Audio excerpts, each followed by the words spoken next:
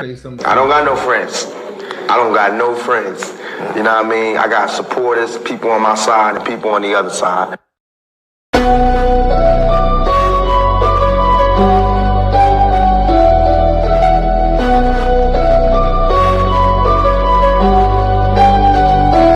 Welcome to the shift where the whole room glows. DMG vibes got the city on go. Stand on what you know, every mind gon' grow. If you black, I'm with you, let the whole world know. Paradigm like, yo, shine just right. Respect your view even if we don't align right. We can disagree and still keep the love tight. DMG family, we elevate the mind right. This that channel that be talking back, energy attack. Iron sharp as iron, watch the whole league react. Competition in the building, better tighten up your facts. We ain't clones, but we still mirror how you crack under impact. Every debater work hot, spot a weak, rep fast. You live wrong, paradigm shift and break your stance. I'm the judge, the jury, the pen, the contrast. My bars hit always like a quadruple, bottom to the shift where the whole room glow. DMG vibes got the city on go. Stand on what you know, every mind gon' grow. If you black, I'm with you, let the whole world know. Paradigm light, yeah, we shine just right. Respect your view, even if we don't all align right. We can disagree and still keep the love tight. DMG family, we elevate the mind right. We invite every mind, long as you stand on yours. Walking with respect, leave with open doors. Channel stay lit, views jumping off the boards. STL bounce, yeah, the spot from the source. Competitors, welcome, step up, don't fold. We don't fear pressure, we refine under load. Thoughts heavy, we press them till the truth gets told. Shift so clean, if the platinum even willing to go. Come through correct, bring your logic and your proof. Speak your truth, just don't run from the truth. We debate with grace, that's the paradigm groove. Flow so smooth, even turbulence move. Welcome to the shift where the whole room go. DMG vibes got the city on go. Stand on what you know, every mind gon' grow. If you black, I'm with you, let the whole world know. Paradigm light, yeah, we shine just right. Respect your view, even if we don't align right. We can disagree and still keep the love tight. DMG family, we elevate the mind right. Where the home glow. DMG vibes like the city on go. Stand on what you know, every mind gon' know. If you black, I'm with you, let the whole world know. Paradigm light, yeah, we shine just right. Respect your view, even if we don't align right. We can disagree and still keep the love tight. DMG family, we elevate the mind right. Welcome to the shift. DMG vibes got the city on go. Welcome to the shift. Stand on what you know, every mind gon' grow. Welcome to the shift. If you black, I'm with you, black, I'm with you. Welcome to the shift. We can disagree and still keep the love tight. Welcome to the shift. DMG family, we elevate the mind right. Welcome to the shift. DMG vibe got the city on. Walk with paradigm shift, keep it real for.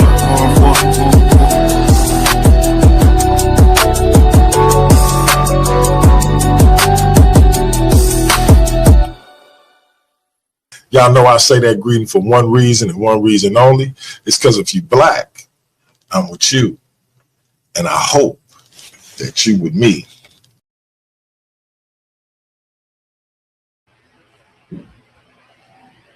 I'm Ship TV314. This is your brother, the infamous DMG, and we are right black at it. Our brother JJ is running a bit late, has some family business to take care of at the last second. So we are waiting on him to jump in. But while we waiting, we're going to just preview some things that we got coming up on the shift and get some of y'all commentary on it and see what y'all think about it as well. Let us know what y'all think of some of these coming up, starting with this one. We got our brother Easy Bands taking on our brother Nathaniel Hughes. We got some Christian on Muslim intellectual violence. Who you got in this debate, man? You got Easy Bands or Nathaniel Hughes, bro? Well, I gotta say, if I understand the Islamic dilemma, I'm gonna have to say Easy Bands would definitely can make a point if I understand what the Islamic dilemma is. If I understand it well, I'm going with Easy Bands in this one because I think there is an Islamic dilemma based on my understanding of what it is. But you know, you never know. Okay. Because both of them going to come with some good, yeah. passionate arguments. But I think there is an Islamic dilemma for sure. It's gonna be. Yeah, this is gonna be an interesting one. I honestly don't know enough about the Islamic dilemma to say, but I've talked to Easy Bands and I've talked to Nate, and I can honestly say they both confident. They both super confident. So I can't wait to this debate. I don't know who's gonna pull it off, but they both are super confident. I just say that. So, but this is Nathaniel's first debate, and Easy Bands have I think one debate on. He has at least one debate on Smitter. And I don't know if you want to lose that particular debate. I'm not sure, but he has at least one debate there.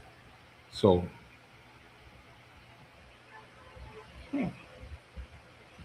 Here's another one.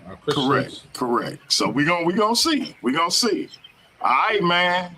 The most active champ in these debate streets, Big Hemi, the social media champion, is defending the social media title on July 25th against the Kemetic infomonger Steve Calabro. Who you got, bro? My view is no. Christians are not monotheistic. So that would be. So you got right? Steve. Hold on, just so we clear, you got Steve taking the title from him.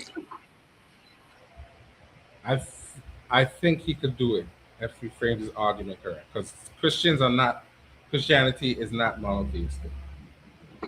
I don't see it that way. Okay. I won't say why, but. Hey, Jose said Christian's own admission is not monotheistic. Hey, I can't wait to tell Big Hemi. You know when we get in that Worldview Wars back chat, I'm gonna tell Big Hemi you said he gonna lose his title. I didn't exactly say that. I agree with the argument of Steve, and Steve is a good debater. So and Hemi's a good debater. So this could go either way, really and truly. Even though I agree on Steve's side, we know that we can't take nothing away from Big Hemi because he's a great debater, especially when it comes to the Bible. He's very passionate. And Steve is passionate as well. So we don't know specifically which way this is going to go. Honestly. Hey, both of them are just that good. We don't know. I'm just making the point that I agree with the argument. It's a long, hot summer in the Worldview Wars Debate League. Big Hemi is defending the social media title for the second time this month. This time against Steve Calabro, the Kemetic infomonger. The question is, are Christians truly monotheistic? Let's check out what we got next, bro. Who is this, man? Who is this? Surprise. Is that the Smitter? Surprise. Is that the Smitter? Surprise. Is that the Smitter? Hold on, bro. Are you making your Worldview Wars Debate League debut? Apparently so. With that belt on my shoulder for against sure. Against the notorious RBE? Is Gnosticism a continuation of Egyptian cosmology or a novel invention? I think. Well, you know who I got in this debate, right? I thought that was an interesting. You don't have to ask who I got in this debate. It is. What's that? And I said we know who I got in this debate, so we don't have to ask me that question, right? Well, obviously I know who you got.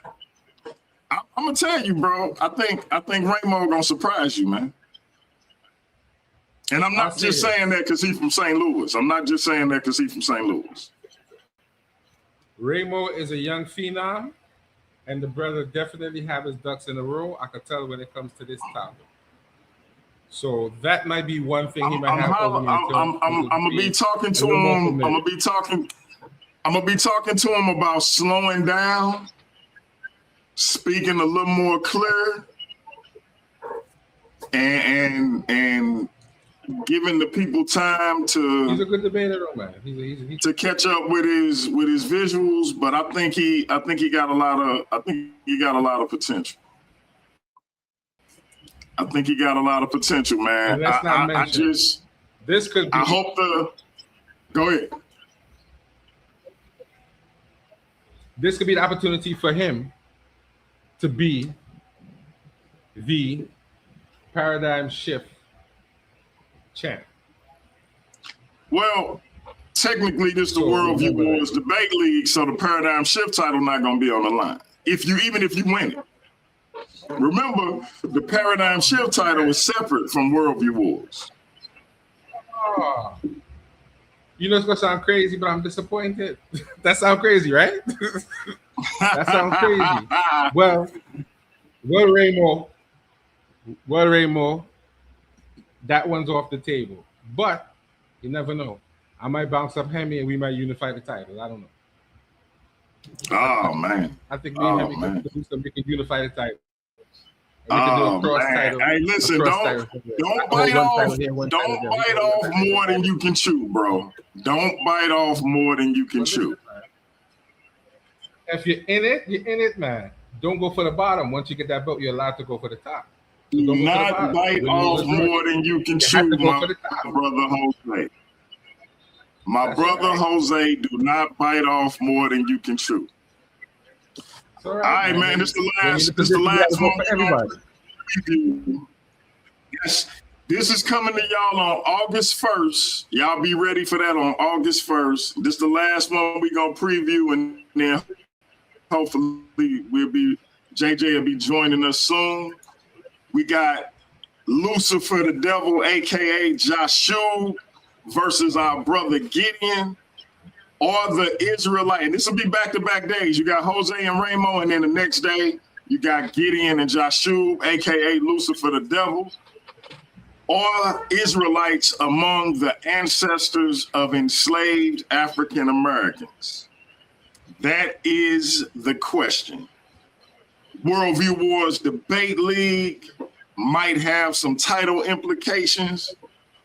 Gideon says, yes, Israelites are amongst the ancestors of enslaved African Americans. Lucifer says, not so fast, Speedy. Who you got, bro?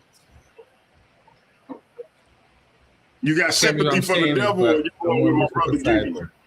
I'm a Lucifer. I had to be on Lucifer's side because hold on, man. Stop. Stop. Time out, Jose. Jose, time out. Time out. You siding with the devil? Yeah, I'm sided. I have to side with Yahshua on this one because I don't see Gideon's argument. I don't see the argument that he could prove that historically. If he was to say Muslims or Christians or something like that, then yeah, I could rock with that. But Hebrew Israelites, I've never seen that, so I don't know. I don't know how he's gonna pull that one off.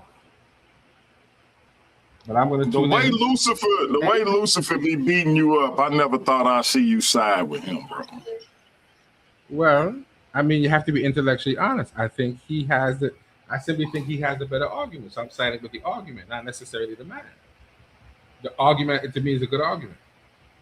So I'm not gonna be disingenuous about the argument. I don't have a problem with the questions with Yashu Hey, either. hold on, Jose. Hold on. I got to say this because I got my man BK in the audience. BK, make sure you go check out the debate. I had some technical difficulties at the basically at the end, but I think I did a good enough job to get her done. But BK, I got to say this, bro. I think my thumbnails is fire now, bro. I think the student has become the teacher, bro. I think the student has become the teacher. hey, Jose, BK used to kill me about my thumb. Hey, let me tell you, Jose, I told you me and BK used to have beef, right? Every time I post a thumbnail, He said that too. Every time I post a thumbnail, BK will be like, man, this thumbnail is garbage, bro. And I'll be like, man, why is this dude dissing my thumbnails, man? Like, and then he started helping me with them. But we still was like on the low, like enemies. Then we kind of moved into a frenemies type of phase. And now you know that's big bro. I thought I was older than him. He looked young, but he actually big bro. Shout out to the Don of Urban Apologetics. But yeah, he taught me the thumbnail game, bro. We gotta get the Don of Urban Apologetics. We gotta do a sit down. We gotta do a sit down because I want to sit down with the Don. So whatever meeting you had to have with hey, Jose, with the family, listen, we'll do Jose, I gotta cut you off, bro. I gotta cut you off. You gotta be a made man to sit down with the Don, bro. I am. How about we do this? How about we do this, DMG? When I take that belt off of JJ, then I count as being a Don too, so we can sit down. How about that? Nah, bro, that don't make you a made man on the level of a beat. That make you a capo. That don't make you a Don. I don't like you right now, DMG. I'm just saying, bro. I'm just telling you facts. Like, I can't. Listen, man. Right. Hey, Jose, you old enough to remember. The Dirty Harry movies, right? You remember when Clint Eastwood say, "A man's got to know his limitations." Yes. That's what I'm trying to tell you. That's all right. It's okay. It's okay, DMG. It's all right. So Jose say he going with Lucifer the Devil. I can't believe it, but y'all stay tuned for that. As I said, family, we got a bunch of debates coming your way, whether they on the shift proper or whether they in the Worldview Wars Debate League competition. We got something brewing with MVP Chris Harris and the brother Kassad as well. I forgot to call the brother Kassad last night.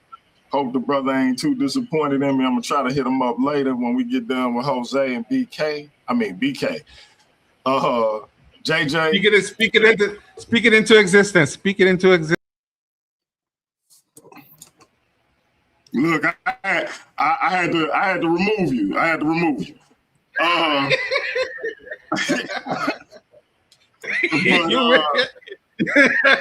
He didn't want to put that out there.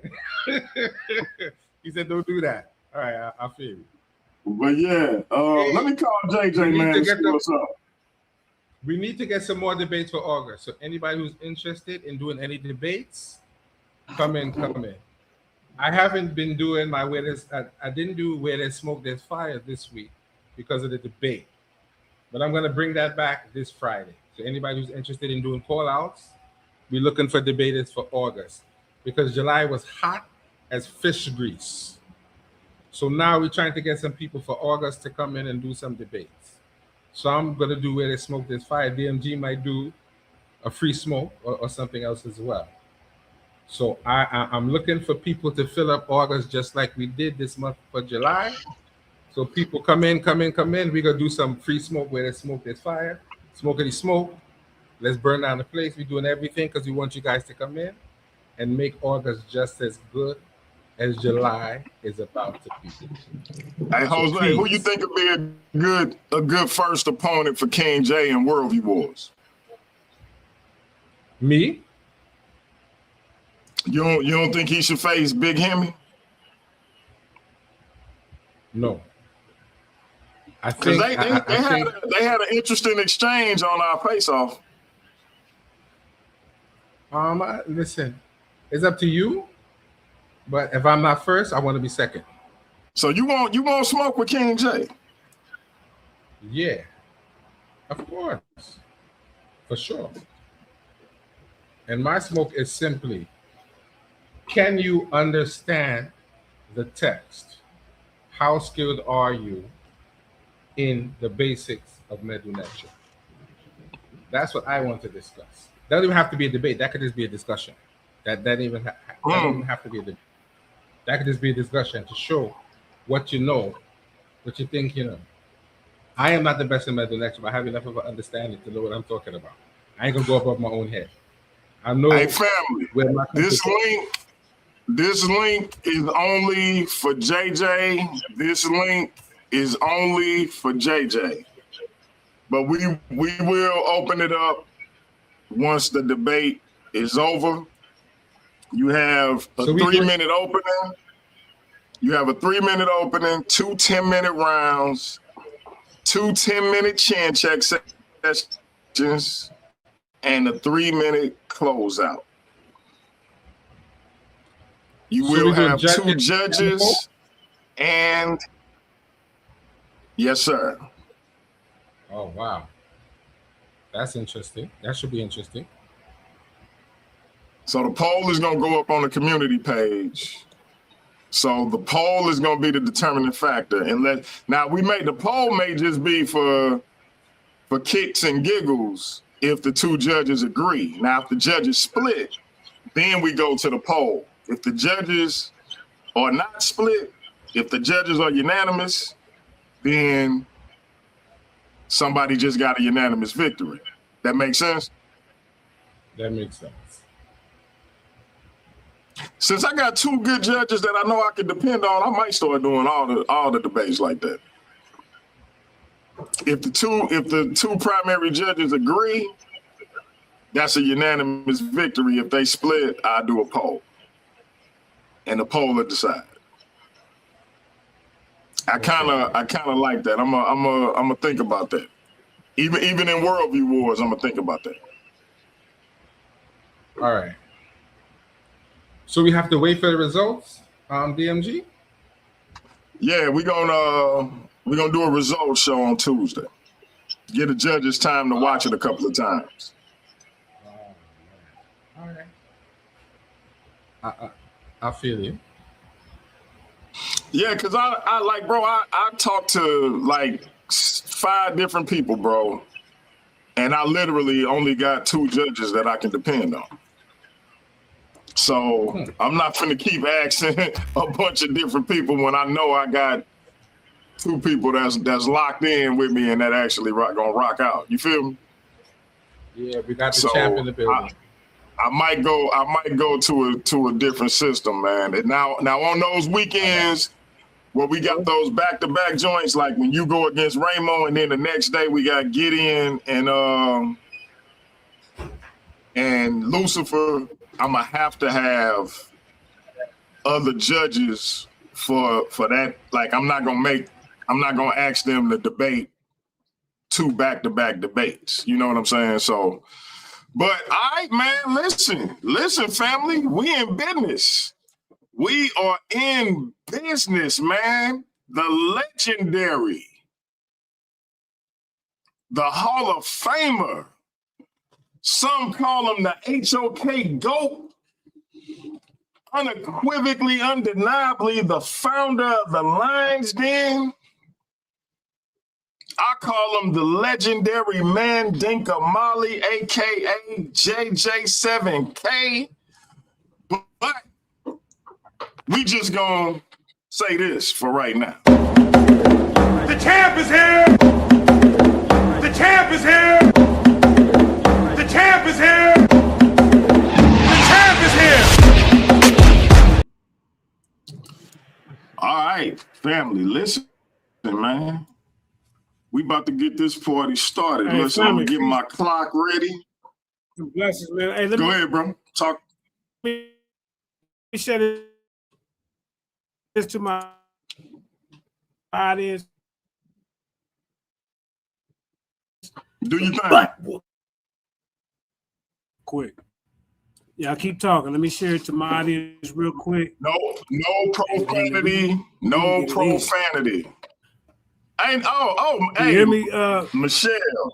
Hold on, JJ. Let me say this to my sister, to the best moderator in the business. If you are volunteering to be a judge, I will take your service. Please be a judge. Go ahead, JJ. You can share it to your audience, bro. Yeah.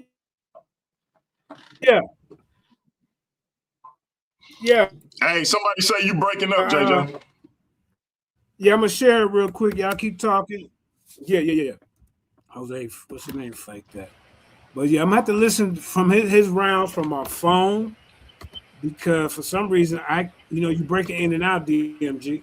Can you hear me loud and clear? I can hear you loud and clear, bro. He was breaking up a couple minutes ago, but can you hear me loud and clear? I heard audience, can y'all hear me loud and clear? Good on that. Oh, can everybody hear me loud and clear? Yeah, okay. I can hear you for sure. Yeah, I hear you. Jose, am I breaking up on your end? Yeah, I'm hearing you loud and clear. I don't know if YouTube having a problem. I'm hearing you loud and clear. I can hear you. JJ was breaking up a couple minutes ago, but he's coming in loud and clear now. So let me go ahead. Yeah, hear me good now? Let me go ahead and share it on my platform as well one time before we get into this. Yeah. Okay, both of y'all can share y'all presentations. I'm not gonna add them to the screen. Yeah. Oh, okay. Yeah. I just want to have them up so I can add them and remove them. Hey, Big Hemi say he want the winner. Right. Oh, shucks. Right. Hey, JJ, go out and come back in because you breaking up bad, bro. No, but we better get it in for another great debate. JJ, go out and come back in. You breaking up. Okay, next time. No. For my.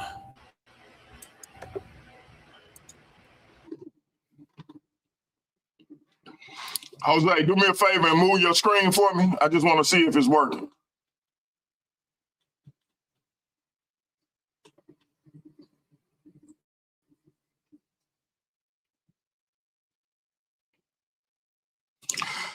Hey, Michelle, if you willing, would you judge this debate? I can send you the scorecard, and then that way I ain't got to pull up a poll. Yeah, Jose is moving, so you can put it back on the home screen.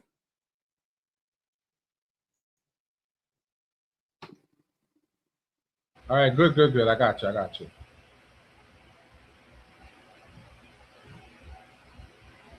Hopefully the brother will be back soon. He was breaking up super bad. I don't know what's going on with StreamYard. We got King J in the building. Peace. Hey, King J, I'm gonna let you say what you gotta say. We got JJ back in the building. Oh no, I had an stage when I was up supporting the debate. If you didn't mind, I wouldn't mind Try to share again. Go ahead. chiming in as in regards to the winner. I don't know if it's more than one judge, but I wouldn't mind if chiming in. I do have some knowledge in regards to the topic, so. Okay, I'm gonna reach out to you and my sister Michelle and see which one of y'all I can use as an alternate. Also, King J, once my boy Big Hemi, I'm gonna talk to you about my title system over in Worldview Wars because I think you and Hemi could have a great debate for that social media title. And I'm if Hemi cool with it, I'm thinking about you coming in and immediately getting a shot at that. If Hemi cool with it, so we gonna talk about it. But I'm gonna have you drop off until we open it up. That's love. That's love. That's love. All right, I see your joint. Just move your screen for me, JJ, so we can make sure it's moving. I don't want it to be like King J first round in our debate. Okay. All right.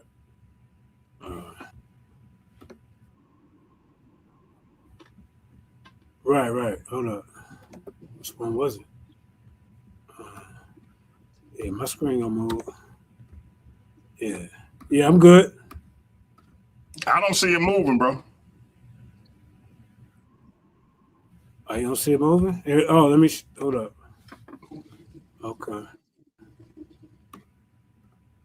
Yep, I saw it. Okay, it's moving. You can take it back to the first What screen. about now? It's moving. It's moving. You can take it back to the first screen. All right. All right. So who is the affirmative in this debate?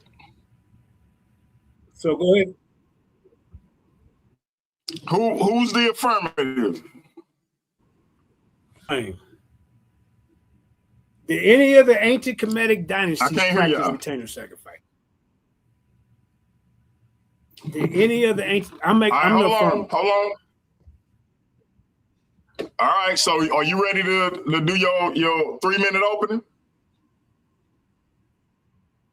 Yeah. All right. Time starts when you start. Let me blow. Yeah. Screen is sharing. Let me blow it up.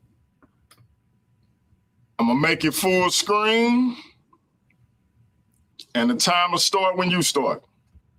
Hold on. All right, trying to blow it up. Okay. Sorry. Let's see.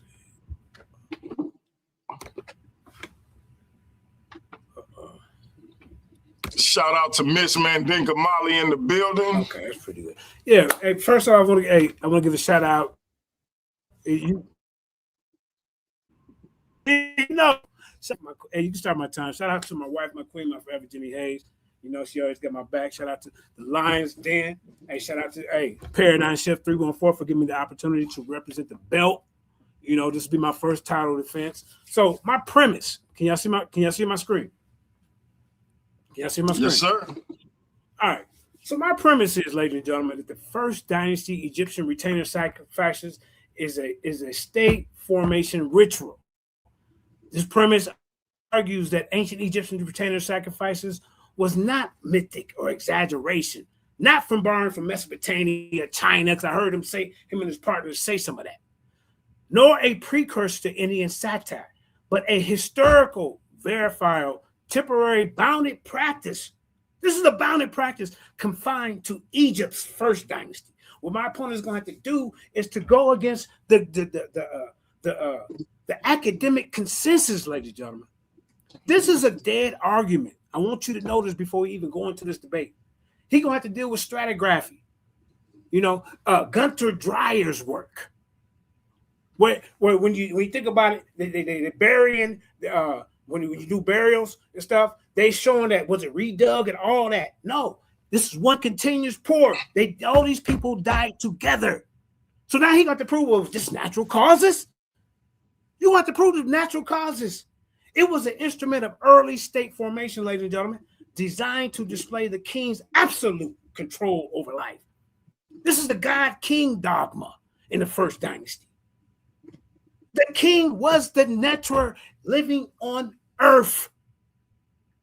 And when he passed away, he had to have his army, his concubines, his court gestures, everybody, his noblemen came with him. This don't happen in Egypt. This was a practice around that time in the 3100 BCEs. China did it. Mesopotamia did it. Egypt didn't come up with this. This is just how they felt. Everybody didn't get to go to the afterlife of the king. You had to be a part of the clique. It was an instrument of early state formation designed to display the king's absolute control over life. The core claim rests on 3 pillars, ladies and gentlemen. Archaeological stratigraphy. I know a lot of us ain't heard about this, but I'm going to bring it out today. demonstrating simultaneous burials, absolute chronology fixing the practice in a 200-year window, and textual and iconography evidence naming individual retainer sacrifices. These people had cartouches and stuff with high officials that was buried next to the king. We're not just gonna go back. You gotta prove to me. This is a dead argument in collegiate and scholarly fields. See, so the first physical evidence I'm gonna be bringing is at Abydos, the Royal Cemetery of Al-Qul. That is time, but finish your thought. Oh man. Okay. Finish your so thought. Basically, like I'm saying, he is. Yeah, thank you. He's fighting against a general consensus. Period. He's fighting against college textbooks, what they teach your kids. Who are we gonna believe? UCLA and Cambridge, or are we gonna believe some guy named Jose Francis? You be the judge. You be the judge. All right, time will be reset at 3 minutes. I gave JJ about 3 minutes and 15 seconds. I'm gonna do the same for you, Jose. Do you need me to share your screen? I don't think so, no. All right. Time will start when you start talking. That looked good and sounded good to people who are not familiar with the text. The topic of this debate is there any academic or textual proof that any ancient Kemetic dynasty dealt with retainer sacrifice beyond a shadow of a doubt? And I'm going to show you through these academic papers and primary texts that no, that didn't happen. That is just simple academic conjecture based on people's understanding of what they saw and interpreted in their own way. Archaeology is not necessarily primary in understanding. They're just interpreting it in their own way based on what they saw. If you ask them to show you any primary text of this being a practice, they have nothing primary. This is just conjecture. They have one little piece of thing that I'm going to show you where they say they think this is this, they think this is that. But that's not going to cut it in this debate. I am going to show you for sure there was no importance placed on the idea of servants in the afterlife. The importance was placed on becoming Asar and Haru for the king. I will show you a text where it shows you him absorbing the deities and becoming these deities. So this whole idea of him being found in the afterlife and being served was never anything where any importance was placed in the actual culture. So I am going to go against what he says is the consensus. He has to show me whether that's an actual rock solid academic consensus stating that yes, this did happen beyond a shadow of a doubt. I'm saying it's conjecture, and I'm going to prove it today. So that's my time there. I yield my time. That's that. You can go ahead on DMG. All right, I paused your time at 1 minute and 30 seconds. Are you sure you want to let all that go? Well, I don't have much else to say other than I really don't have much else to say. I'm simply going to go into the text, stick to the topic. The topic is not his God kinglyhood. None of that has anything to do with what we're talking about. We are strictly talking about can you prove retained sacrifice. I'm sticking to that. If you can't prove that through primary text, then I'm going to show the language of these academic papers and how it is not 100% yes, this did happen. We think and we thought it possible and probable. So that's what I'm going to do today. So how much more time I have, DMG? That's it, right? I just paused it. I just paused it again at 56 seconds. Nah. I'm going to yield that time and let's get into the first round. So I'm going to yield that. All right. I'm going to reset the time at 10 minutes. Reset the time at 10 minutes. JJ Mandinka Mali is the affirmative, so he will kick this thing off. JJ, let me know if you need me to share your screen.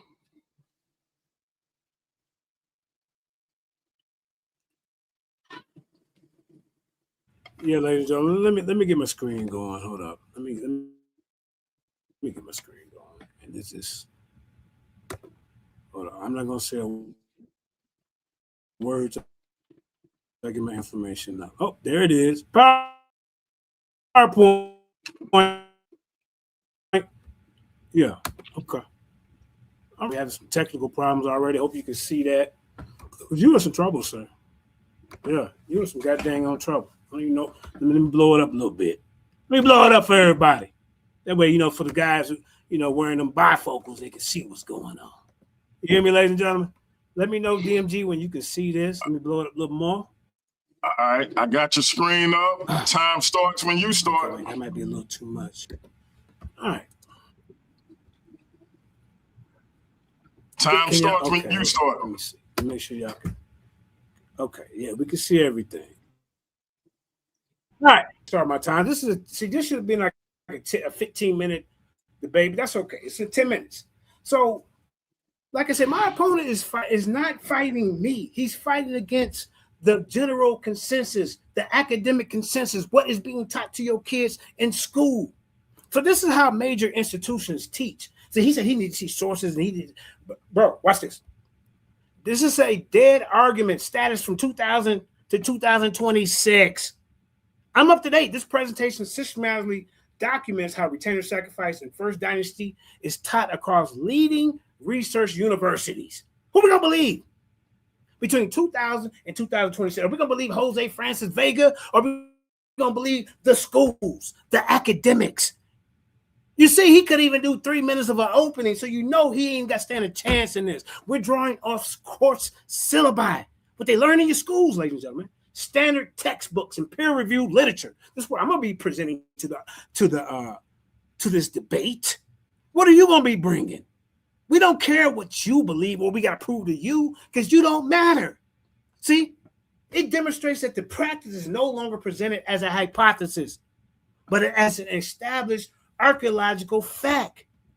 Look at this, y'all. The term dead argument reflects department consensus. The evidentiary base from Abydos is sufficient to end this debate. Nobody's been arguing this since 1990 but Jose Francis Vega. That's who's arguing it. 70 slides. I got trace foundational excavation, institutional pedagogy, and recent publication. I got recent publications. You better be having something from 2020 to 2026, and you're not going to be able to do it. You're going to be bringing some 1970 information where they say, oh, maybe and maybe not and probably. They don't do that no more, sir. You're in the ring with the champ. You made a mistake getting in the ring with me, especially on this. So institutional pedagogy and recent publications that collectively close the question of whether retainers were killed to accompany the king. This is a dead argument. Let's keep. So, in Egyptological pedagogy, a dead argument designates a once contested issue resolved by cumulative excavation, by archaeology, and textual data to the point that textbooks, this is in your colleges, y'all. No textbook no longer devotes space to alternatives. Retainer sacrifice achieved this status after what? What did I tell you? Gunter Dreyer. I told you I was going to bring him. At El Quab, working in the 1990s. Why are you arguing against the consensus and against the colleges? Who are you?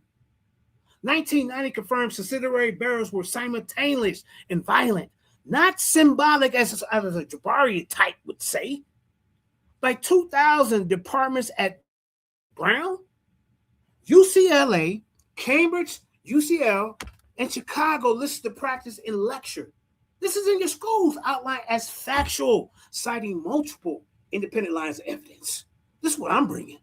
They're your students, your children that you send to these colleges and pay a lot of money to. They ain't not going off this pseudo information, a dead argument from 1990, 1989. Students are taught that the debates, historiography, but are explicitly told that evidence thresholds has been crossed. Let's keep going.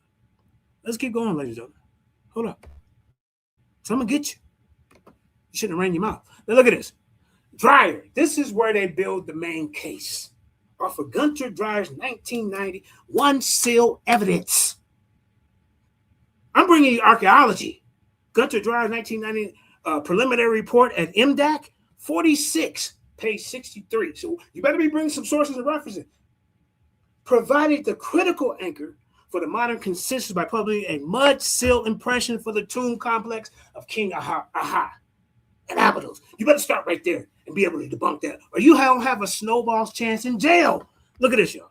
The sealing names officials with the title Himneter. Himneter officials. You talk about the text. You know nothing about the text, sir. You've been running around this internet for the last 3 or 4 months. Now I'm finna get you. And links them directly to subsidiary graves. B10, B15, B19. You see how I'm bringing the sources, demonstrating contemporary with royal burials. So Dreyer's argument is spatial arrangement and sealed closure deposits precluded later instruction burials. This single artifact alone, ladies and gentlemen, shut this argument down. So the Jabari types and all these other ones is running around here. They don't have up-to-date information, because if they know, they would tell you. So this single artifact shifted interpretation from symbolic to actual persons interred at the time of the king's funeral. That's very important, ladies and gentlemen, because everybody just didn't die off at once. Why did one king have 318, another one had 500? They just when he died, they all just decided to give up the ghost. My opponent here is leaning on his own understanding and conjecture. He has no sources. I'm establishing a forensic link, a text, and body that subsequent evacuations repeatedly confirmed. There was 9 different kings in that dynasty, and all of them had these subsidiary 4 minutes, JJ. After 4 that, minutes. It stopped. 4 minutes? Okay, cool. Okay, cool. It stopped. So this is where we're going, y'all. At UCLA. Let me sit down. This is where you send your kids. At UCLA undergraduate. We go to the undergraduate school. Where are you going? To the local community college? Huh? And graduate surveys of Egyptian civilization have relied since the year 2000 on Toby Wilkerson's early dynastic Egypt, 1999, page 230, 234. You better be bringing something, but your pork chop eating lip, that ain't gonna count to frame retainer sacrifice. I told you in the ring with a monster. No ad homs. No ad homs. Oh, okay. Bringing his lip is not ad hom, but okay. Wilkerson synthesizes Abydos' evidence, noting over 300 subsidiary graves. These are accredited scholars and researchers and scientists. Subsidiary graves around the tomb of Djour alone. You better start there. Are you gonna be able to debunk this? No, he ain't. The lecture presents this figure not as an estimate, but as evacuated count, emphasizing systematic layout in neat rows. This was all planned out. This wasn't no coincidence, Jose Vega. The students are taught that uniformity of this is what they're teaching the students. The uniformity of gray goods and sealed mud brick structures indicate a single state organized event. Ritual killing from later, thereby closing alternative interpretations in classroom discussion. Let me keep going. 10 minutes ain't enough. All right. So let's get past UCLA. And here go the sources at the bottom of every slide that I got, y'all. Every slide that I got. Let's go.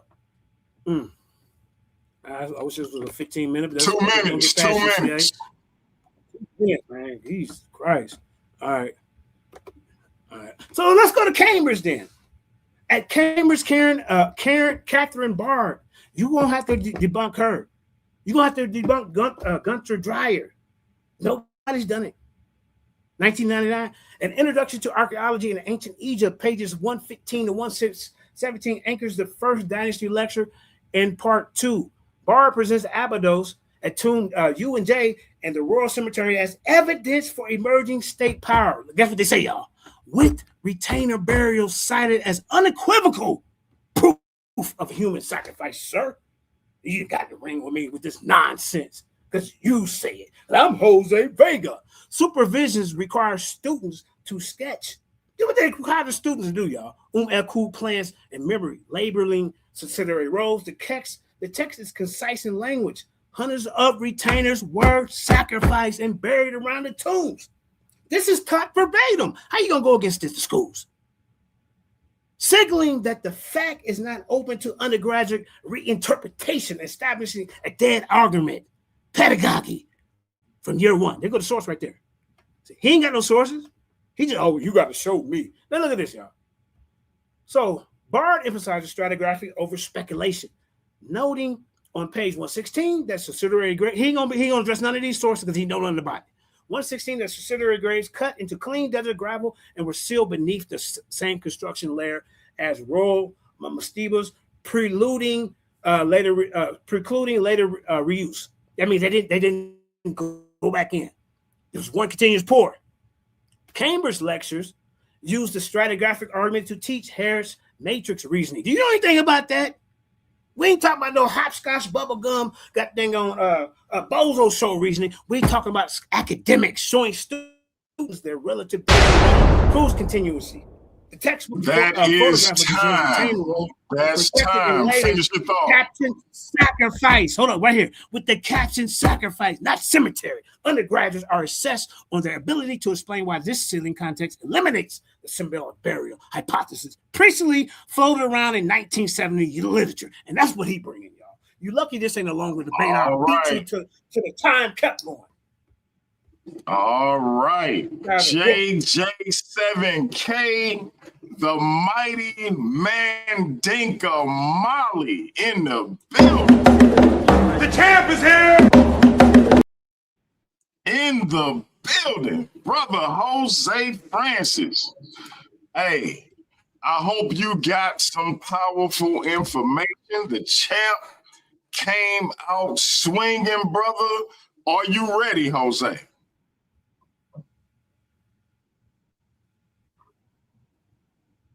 Oh, man, Jose, you ain't left, have you?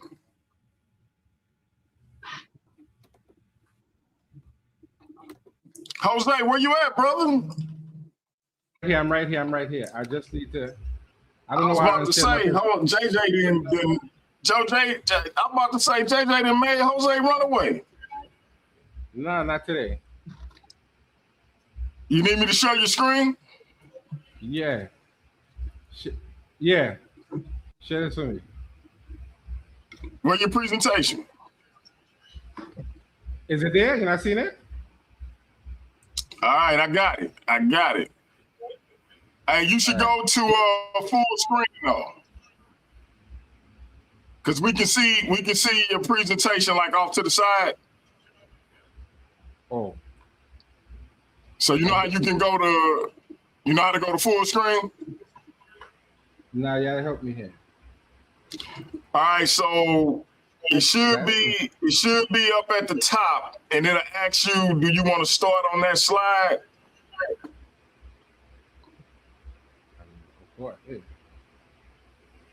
This is bad though. I'm not seeing it. All right, hold up. What I'm doing. You don't see anything on there that says, you know what? Let's go. I'm gonna make it bigger on my end. All right. So it's up, right? You don't see anything that say slideshow? Slideshow. Go over. Yeah, Keep going. Right there. Yeah. And then start from current slide or something like that. Okay, here we go. Is that it? There you go. Now make sure it's moving. That's it. Make sure it's moving. Yeah, we're moving, right? There you go. So, all right, we good. All right. Time so you can start the when time you start. Right. So first of all, we're going to define some key terms here. They say this is the word for retainer, shemsu, a follower or retainer. So when we're looking at this term, follower or retainer, these would be people like priests and these sort of high officials. So I want you to show me in any current text where they say these people were sacrificed to be buried within a suit.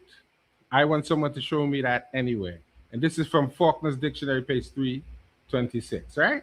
So we understand what this is, and here are some sources within this here that you could go and look at, right? So I don't know where you're going to show me these people were sacrificed to be buried within a suit. Because a lot of these people have their own books and own funerary texts to show you to understand that they were definitely not buried, right? Within a suit.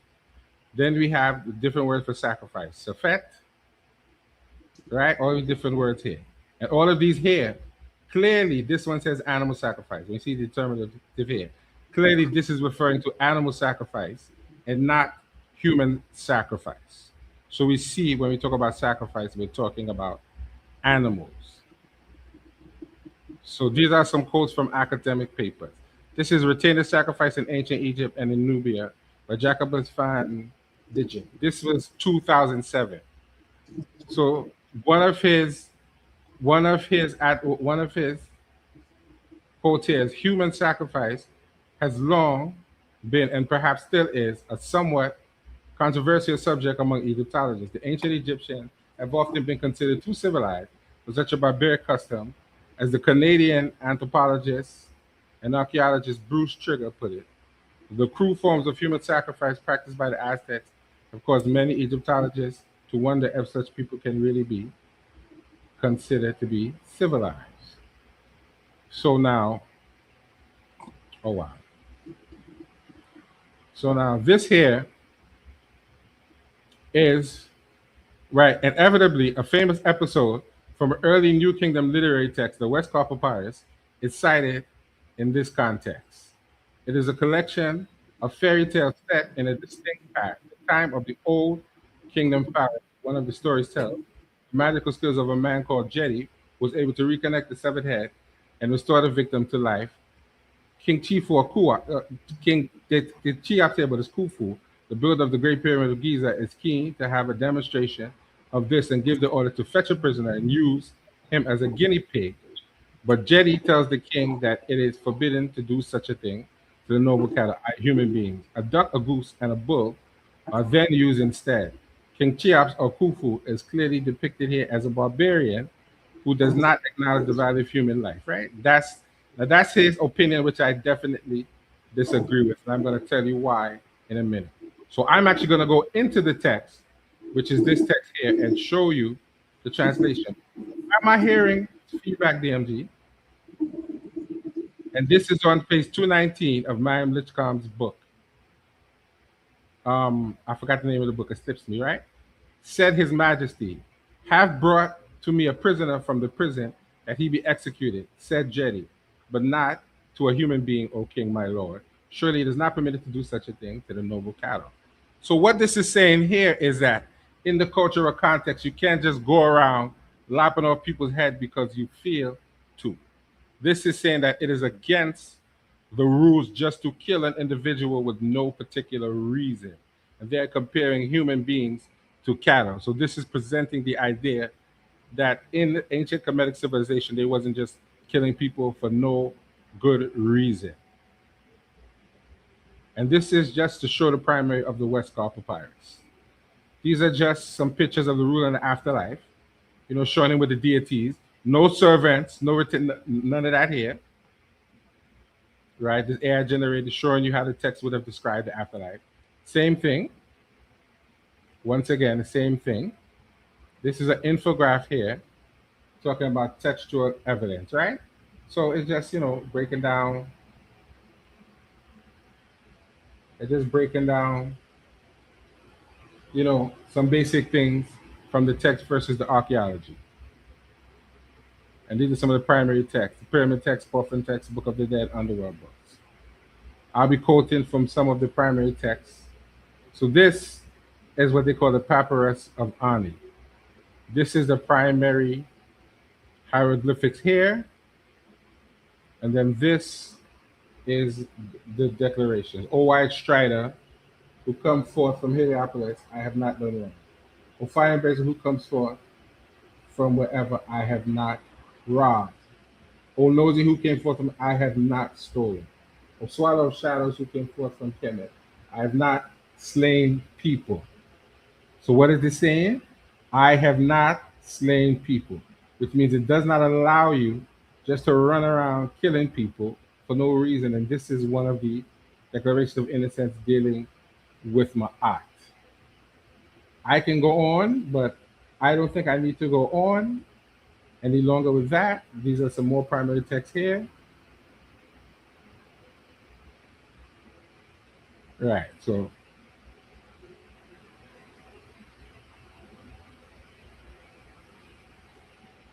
right. It's about 224 and 225 from the Pyramid Text Translation and Commentary. Right here, right? 4 minutes, Jose, 4 minutes. So this is just breaking down yourself about, right? So this is just breaking it down a little bit in terms of what the text is saying, right?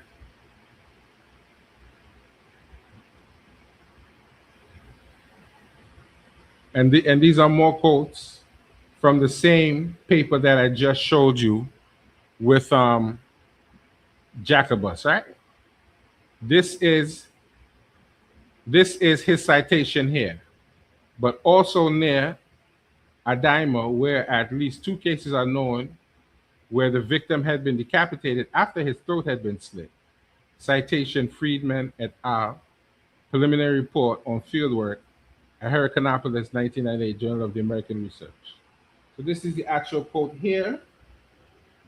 More intriguing were 2 individuals discovered with cut marks on their anterior cervical vertebrae. The cervical vertebrae are those vertebrae that compose the neck, and thus the presence of sliced bone in the area would indicate decapitation or the slitting of the throat of the individual. The individual in Bear 24 had 5 cut marks at the 3rd and 5th cervical vertebrae. A side view of the 4th cervical vertebrae shows where the cutting instrument became lodged in the bone of the stress back again, creating a W shape, figure 12. Bear 123 was an intact double burial containing 2 young men, figure 13. One of whom displayed 4 cut marks on the front surface of the 2nd and 3rd cervical vertebrae. A greater example of the cut mark on the higher bone. The alignment, angle, and number of cut marks indicate that the throat of this young man had been slit by 6. 2 minutes, Jose, 2 minutes. Have been lethal. It is interesting that both individuals are young men, the men from the death rack. So, and this is a picture here of what he's showing, right? These examples have been interpreted. Now, here's this, right? Now, the author saying these examples have been interpreted as cases of self-sacrifice and the beginning of the practice of attaining sacrifice. And blah, blah, blah, blah, blah, blah, right? So there's just more quotes again here. But caution is needed since the status and life of the victims remain unknown. So this again is saying you have to be cautious when you're dealing with those particular things because they don't know exactly who the people were. So how much time I have again, DMG? How much time I have again, DMG? You got 50 seconds. All right. Let me just get into another primary text here. This is for Unas, the slain eater of gods. Pour down water, heaven, tremble the stars, go about. The bow breakers quake, the bones of Akar, those beneath them take the fight when they see Unas rising as a soul, like a God who liveth upon fathers and feedeth upon his mother. So I'm just showing you the primary text and how it's showing you about being a netcher and is not focusing on this idea that people have to be killed to come into the afterlife. So that's my time. We'll let my opponent go next. So that is time. That is time. All right. The clock is being reset. We're going to let Mandinka Mali come up for his second round. Champ, are you sharing your screen?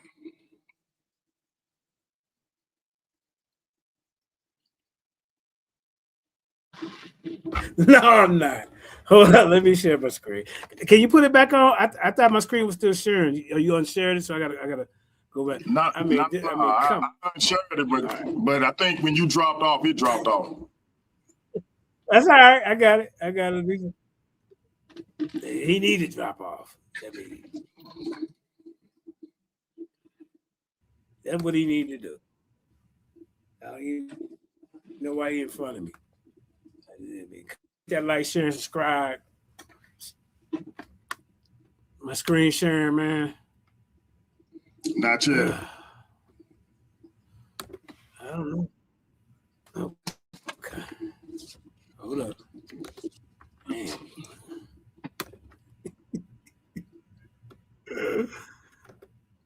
PowerPoint.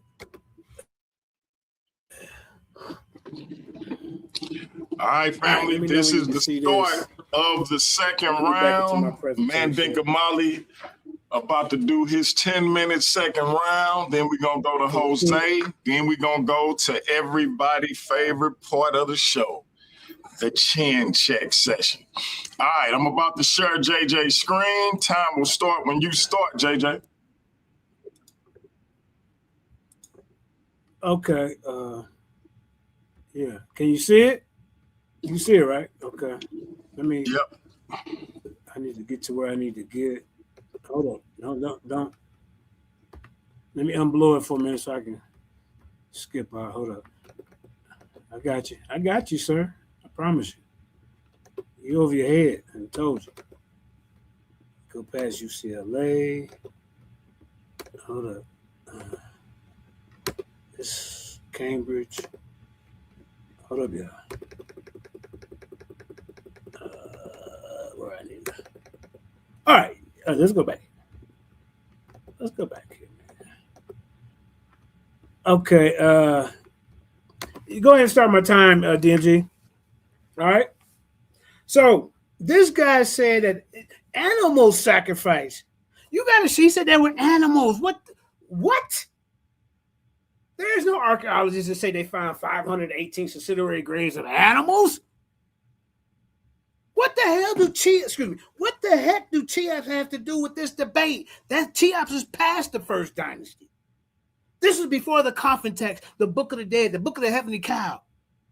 This is when the God King ruled. He was your God on earth. This was their dog.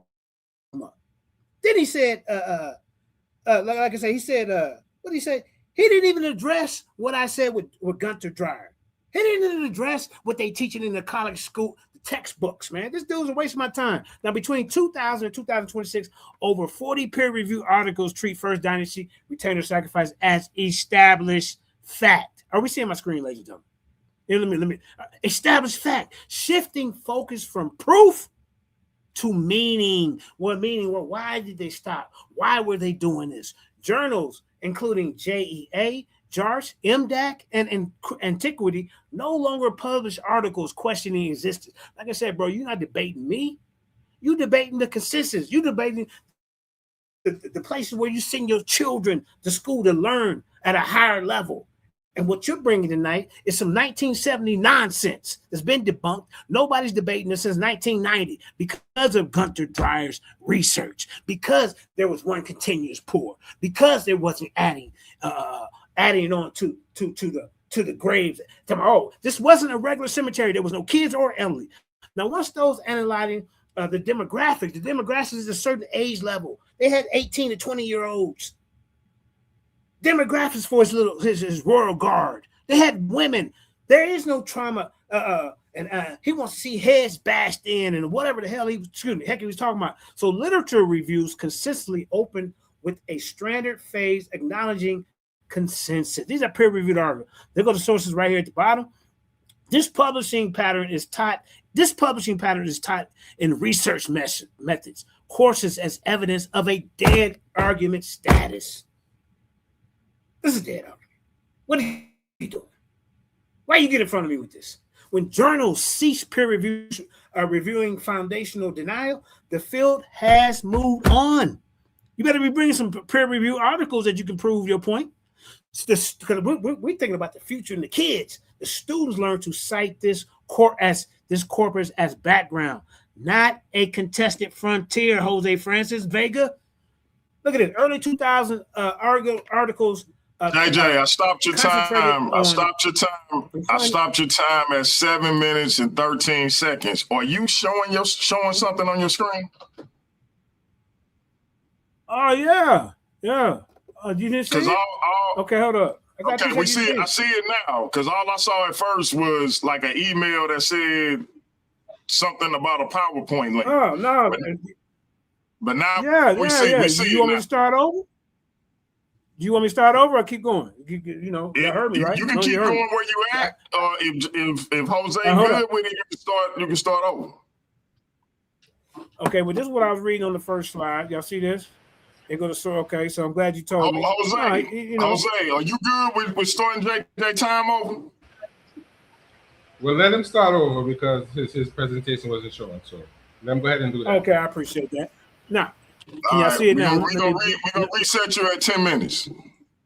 Okay, I appreciate that. Let me zoom it up a little bit. Hold up. All right. Jabari got them big pop bottle glasses, so you'll be able to see this, Jabari. Because this is you and I's debate. Early 2000 articles concentrated on refining counsel using Dreyer's updated plans, confirming Petrie's century-old observation with modern survey. My opponent said that they're trying to prove a point using modern archaeology. Yes, we are, sir. Why wouldn't we, sir? Why wouldn't we use GIS mapping and things of that nature? By 2005, publications assumed simultaneously and debated whether victims were willing or coerced. That is the argument in academics, not did it happen. University reading list reflects this shift, moving articles from debate to case study sections, teaching emphasis on methodological improvements, radiocarbon dating of graves, lining, and 3D photogrammetry, reinforce rather than overturn earlier conclusions, demonstrating cumulative confirmation. This trajectory is presented as textbook, Jose Francis Vega, example of how archaeology resolves questions through replication. What is he bringing, y'all? You was way off topic, talking about some Cheops. What the hell? Come on, man. Look. Here go more peer review. From 2010 to 2015, the period saw archaeological studies dominate with analysis. Now they analysis. Well, how come there's only a certain age group? You got they announced the age, the sex, the health. These were healthy people. These were the people in the royal court. These wasn't slaves. These wasn't prisoners of war. These studies treated sacrifice as independent variable, exploring who was chosen. That's what we talk about in academic circles and at school, sir. You're arguing a dead argument. So students are taught to recognize this paradigmic shift. Look at that, it's in there. In abstracts, where retainer sacrifices appear in method sections without citations. Why is it out without citations? Indicating assumed knowledge. This linguistic practice signals disciplinary consensus more powerfully than explicit statements that my guy over here, Jose Vega Francis, wants to present. And is highlighted in graduate writing seminars. See? Let's keep going. My time, you should have been 15 minutes. Let's get past the peer review. Let's go to the Guy King. Let's go to the Guy King. I got to teach you this. Let's go to that. Hold up. Hey, DMG, stop my time real quick. Stop my time. I want to get to this. This is very important right here. Time is stopped at 7 minutes and 18 seconds. Okay, cool. Yeah. He ain't teaching you nothing, but let me be quiet while the time is stopped. Let me get to it. This information can't be taught in a okay. Okay, hold up. Yeah, let me get to their dogma. You got to get to their dogma and understand why this was happening, right? Hold up, DNG. Let me get to it. I don't know why I gotta keep because I gotta blow it up. Hold up, DNG. I got you. It's right after this. Okay, hold up. Come on, man. I apologize. Bonnet Kermer. Okay, here we go. Let me blow it up for you before you see. He don't know nothing about this. I don't know what you doing talking about Cheops. Time starts at 7 minutes, 17 seconds. You're not on my level, sir. The God King Dharma explanation taught universally persists that the first dynasty kingship required a household in death as in life. This is Wilkerson and Bard and Stevenson all frame retainer sacrifice as material expressions of the king divine status. See, FOP, see how we do this? You know how we do it. We're courtiers. These courtiers were the people in the court. Continued service beyond death. Pedagogy presents this as not as speculation, but as inference from grade proximity and titles on the stele. Some of these people has title. Okay, yeah, he part of the royal court, blah, blah, blah. Not blah, blah, blah, but this is his name. These people were hand-selected and picked. That why all of a sudden at the king acquire, this stopped. You have to explain that. You can't. Students learn that the dogma explain both scale and suddenness. A God does not rule alone. Everybody knows this. This interpretive framework is taught at existence is established, showing how dead arguments enable deeper social theory rather than endless verification. Let's keep going. Sources at the bottom here. You ain't ready? Look at it. Lectures emphasizes that this dogma is visible archaeologically. Subsidiary graves contain titles such as dwarf of the king. These weren't no random people. You have to explain how do people just die once the same day, and these were healthy people, huh? Hairdressers and boat captains mirroring palace administration. This is the methodology they use to come to this conclusion. What methodology are you using to disprove it? You have nothing but your lip. This mirroring is taught as intentional replicating. Students, your kids that you send to the school, y'all, when they teach in the colleges, students analyze ceiling to match titles to grades, learning that the afterlife bureaucracy was literal. Jabari, not metaphorical. I called you Jabari. My fault. You one of the students. The teaching point is that ideology drove killing, not crisis. Universities stress that understand the dogma requires accepting sacrifice as fact first. Otherwise, the administrative pattern appears coincidental. The sequence fact, then meaning, underpins dead argument pedagogy. See? I don't know what this guy doing. What you get the ring with before? The king, the God King. The God King started in the first dynasty, and it continued. It continued as literal. The king was the natural on earth representation, and when he died, but the first dynasty, the king didn't get judged. He was just that God. Now after the first dynasty, now the king has to be judged as well as everybody else. So the God King model also explained the practices termination. By the second dynasty, the textbook teach. There were other textbooks. The king divinity was expressed through statues and Shabbatis. No people. 4 minutes, JJ. People, 4 minutes. Morrison Kohler. Thank you very much. Argued this shift reflects bureaucratization. The state could no longer afford to lose skilled personnel. This is one of the reasons that they came to the conclusion why it stopped. Why get rid of all the good people? Your skilled people, your warriors, your carpenters, you know what I'm saying? Your priesthood. Students learn to chart. This is what they teach in the schools. Who are you gonna believe? Jose Francis Vega or this or the students? Or the teachers? Huh? The consensus, the archaeology, Gunther Dreyer. Students learn to chart declining subsidiary counts from de jure to Kasekama, correlating the rise of stone Shabbatis. This narrative is presented as settled with debate confined to economic versus theological drivers. The resistance of sacrifice remains the unquestioned premise. Is he unquestioned? Why is he questioning this, y'all? Because he over there and got dang on wherever the heck you from. You got the old books. Get you some up-to-date books. I'm glad you're in America now, because now you can update your information. The unquestioned premise enabling discussion of its end. Let's keep going. That's what's it. Look, cross-institutional teachings. Now we're going to stress that the God King dogma is not unique to Egypt, citing parallel ideologies in in China. So why is it so shocking that Egypt did it? Oh, they could never do that. Comparative lectures use Egypt's secure data to model how divine kingship materializes. Students are warned against being moralizing interpretation. The pedagogical focus is on political logic. The dogma explanation is taught as value-neutral analysis of early state power. You get down and you're gonna lay down. I'm the king on earth. You're gonna do what I say, and when it's time I go, you're going with me.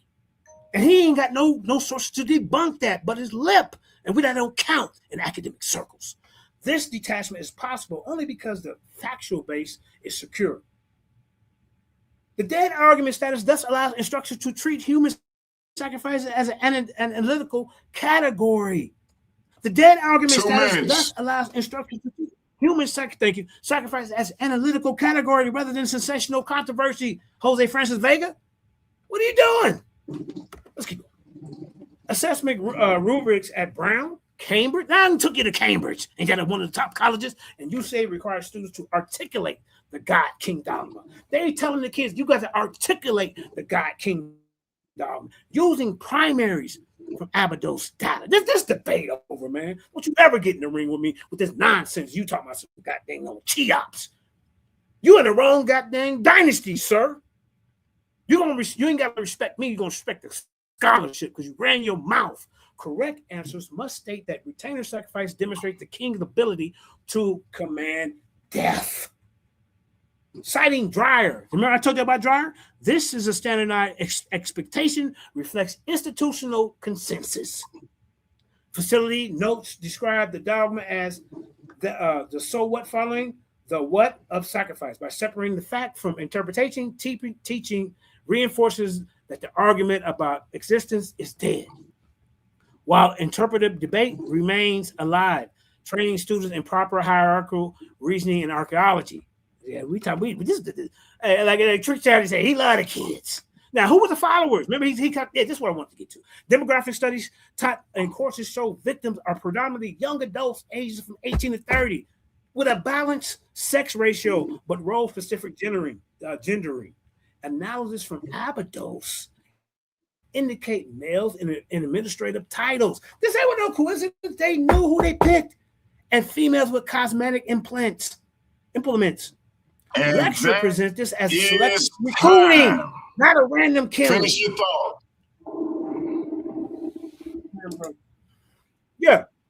So, like I say, this profile replicated across multiple tombs. This is replicated amongst multiple tombs until the end of the First Dynasty. It's taught as evidence for these people are willing or ideologically contributed conditioned retainers. The human is the retainer. The willingness remains debated, while the fact of their death does not. Say it again. Through willingness, they might not have will to do it.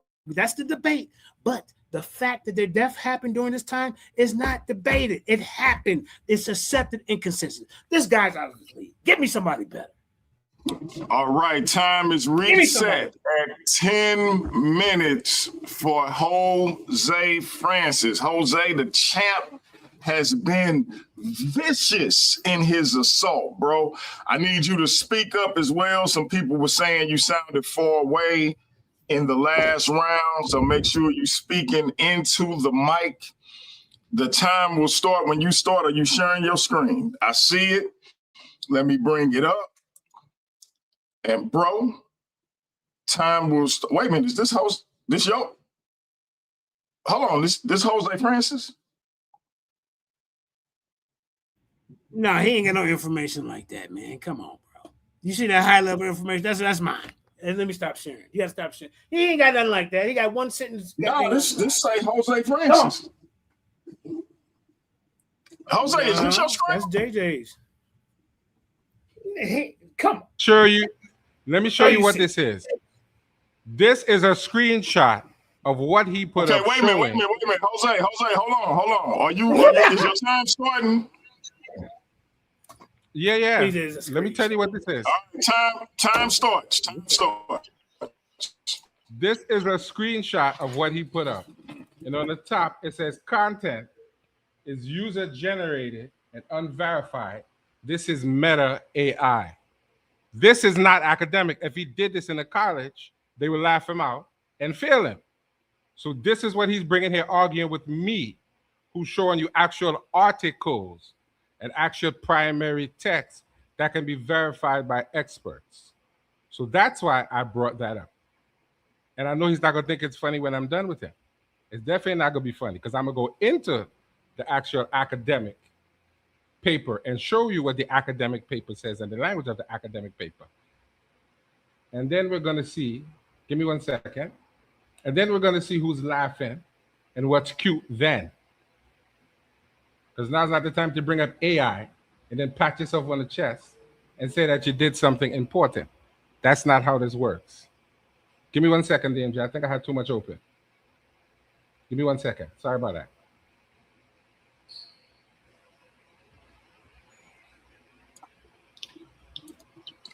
Yeah, all pause right, my Jose, time there. I paused your time at 8 minutes and 47 seconds. I'm trying to bring up something. I don't know why it's not on the screen. Oh, damn. This is not good. Give me 1 second, DMJ. I don't know what's going on here. I think I had too much open. All right, your time is paused at 8 minutes and 47 seconds. Let me know. That was crazy. I straight up thought I researched. Yeah, right? That was crazy. Now, I'm going directly into the academic paper. This is not a PowerPoint. This is the academic paper. So you can see what's going on. So share this for me here, DMG. Is it sharing? I see it. Hold up. Yep, I see it. All right. Time starts. This is the paper by Jacobus van Dijk, Sacrifice in Egypt and Nubia. Right? This says individuals, while a further 200, wait, hold on. Let me start up here. Aha was succeeded by Jeter, whose tomb was surrounded by the graves of Nilfield and 317 individuals, while a further 242 were found buried around his funerary enclosure. So the 559 individuals, among whom were a considerable number of women. Many of these subsidiary graves were originally marked by simple tombstones inscribed with the names of the occupants. A further indication that these people were not just named as slaves. Not all of the subsidiary burials were necessary to obtain the sacrifice.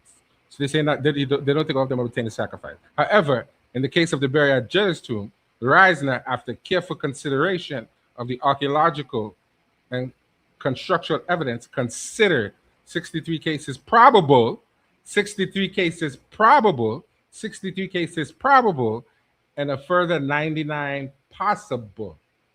So what's that saying is, this is conjecture stating that they think this might have happened. And this is, let me get to the footnote. The footnote, right. So this is just stating where they got the number from. This don't even have any proper academic citation on it here. It just says the number given by Emery is 338, right? So let's continue. So possible and probable, as we see here, right? Which means they're not sure, and they say not all of them obtained the sacrifice according to them. The tomb of his successor, Jet, or Waji, had 174 subsidiary burials, assessed by Reisner as 14 probable, and 99 possible cases of retainer sacrifice. His funerary enclosure contained a further 161.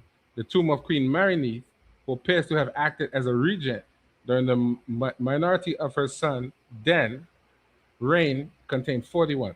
33 possible sacrifices. 33 possible sacrifices.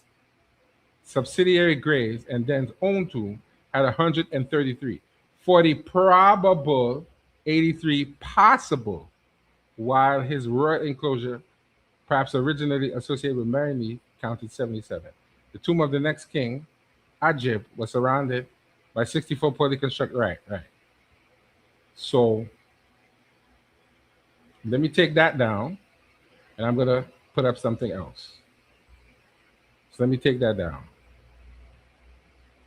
I'm gonna reshare my screen.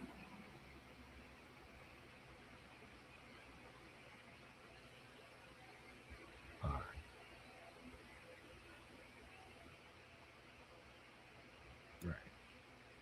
So now I'm gonna reshare my screen. All We're right, I going to the stopped book your that he was time at talking 5 about. minutes and 33 seconds. I'm back. This is the book he was talking about by Toby Wilkinson.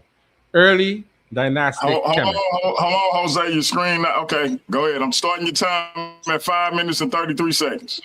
Right. This is Early Dynastic Kemet. This is the section here on human sacrifice, a little small section. I'm not going to read all that because I'm sure they're just going to repeat some of the sources that we already have. This is a depiction here, right? This little piece of thing here. Nobody knows exactly what this is. But here's what he's going to say. Human sacrifice, iconographic evidence. A fragmentary of Aha from Abydos showing a bound prisoner being sacrificed. An officiant plunges the dagger into the prisoner's breast while the bowl stands between the two to catch the blood, right? Petri, whatever, right? Now, how in the world are you going to tell me what this is? They don't even know what this is. It looks like something. There's nothing on here to indicate that. That, again, is conjecture. That is conjecture by some scholar, Toby Wilkinson, about this. All of them are saying the same thing, possible and probable. You understand? There's nothing here to say that. But these are proper academic sources, Mr. JJ 7000, aka MANDINKA. This is what you bring to debate. You don't bring AI generated and then talk all out your chest. This is what we're talking about. How much time I have there, DMG? How much more time I have there, 4 DMG? minutes, 15 seconds. All right, let me take this down and see what else we have there.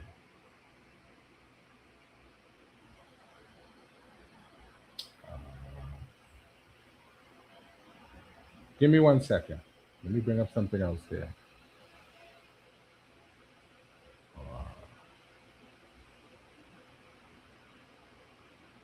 Oh, okay. Go back to my PowerPoint. This is bad. It's looking bad right now.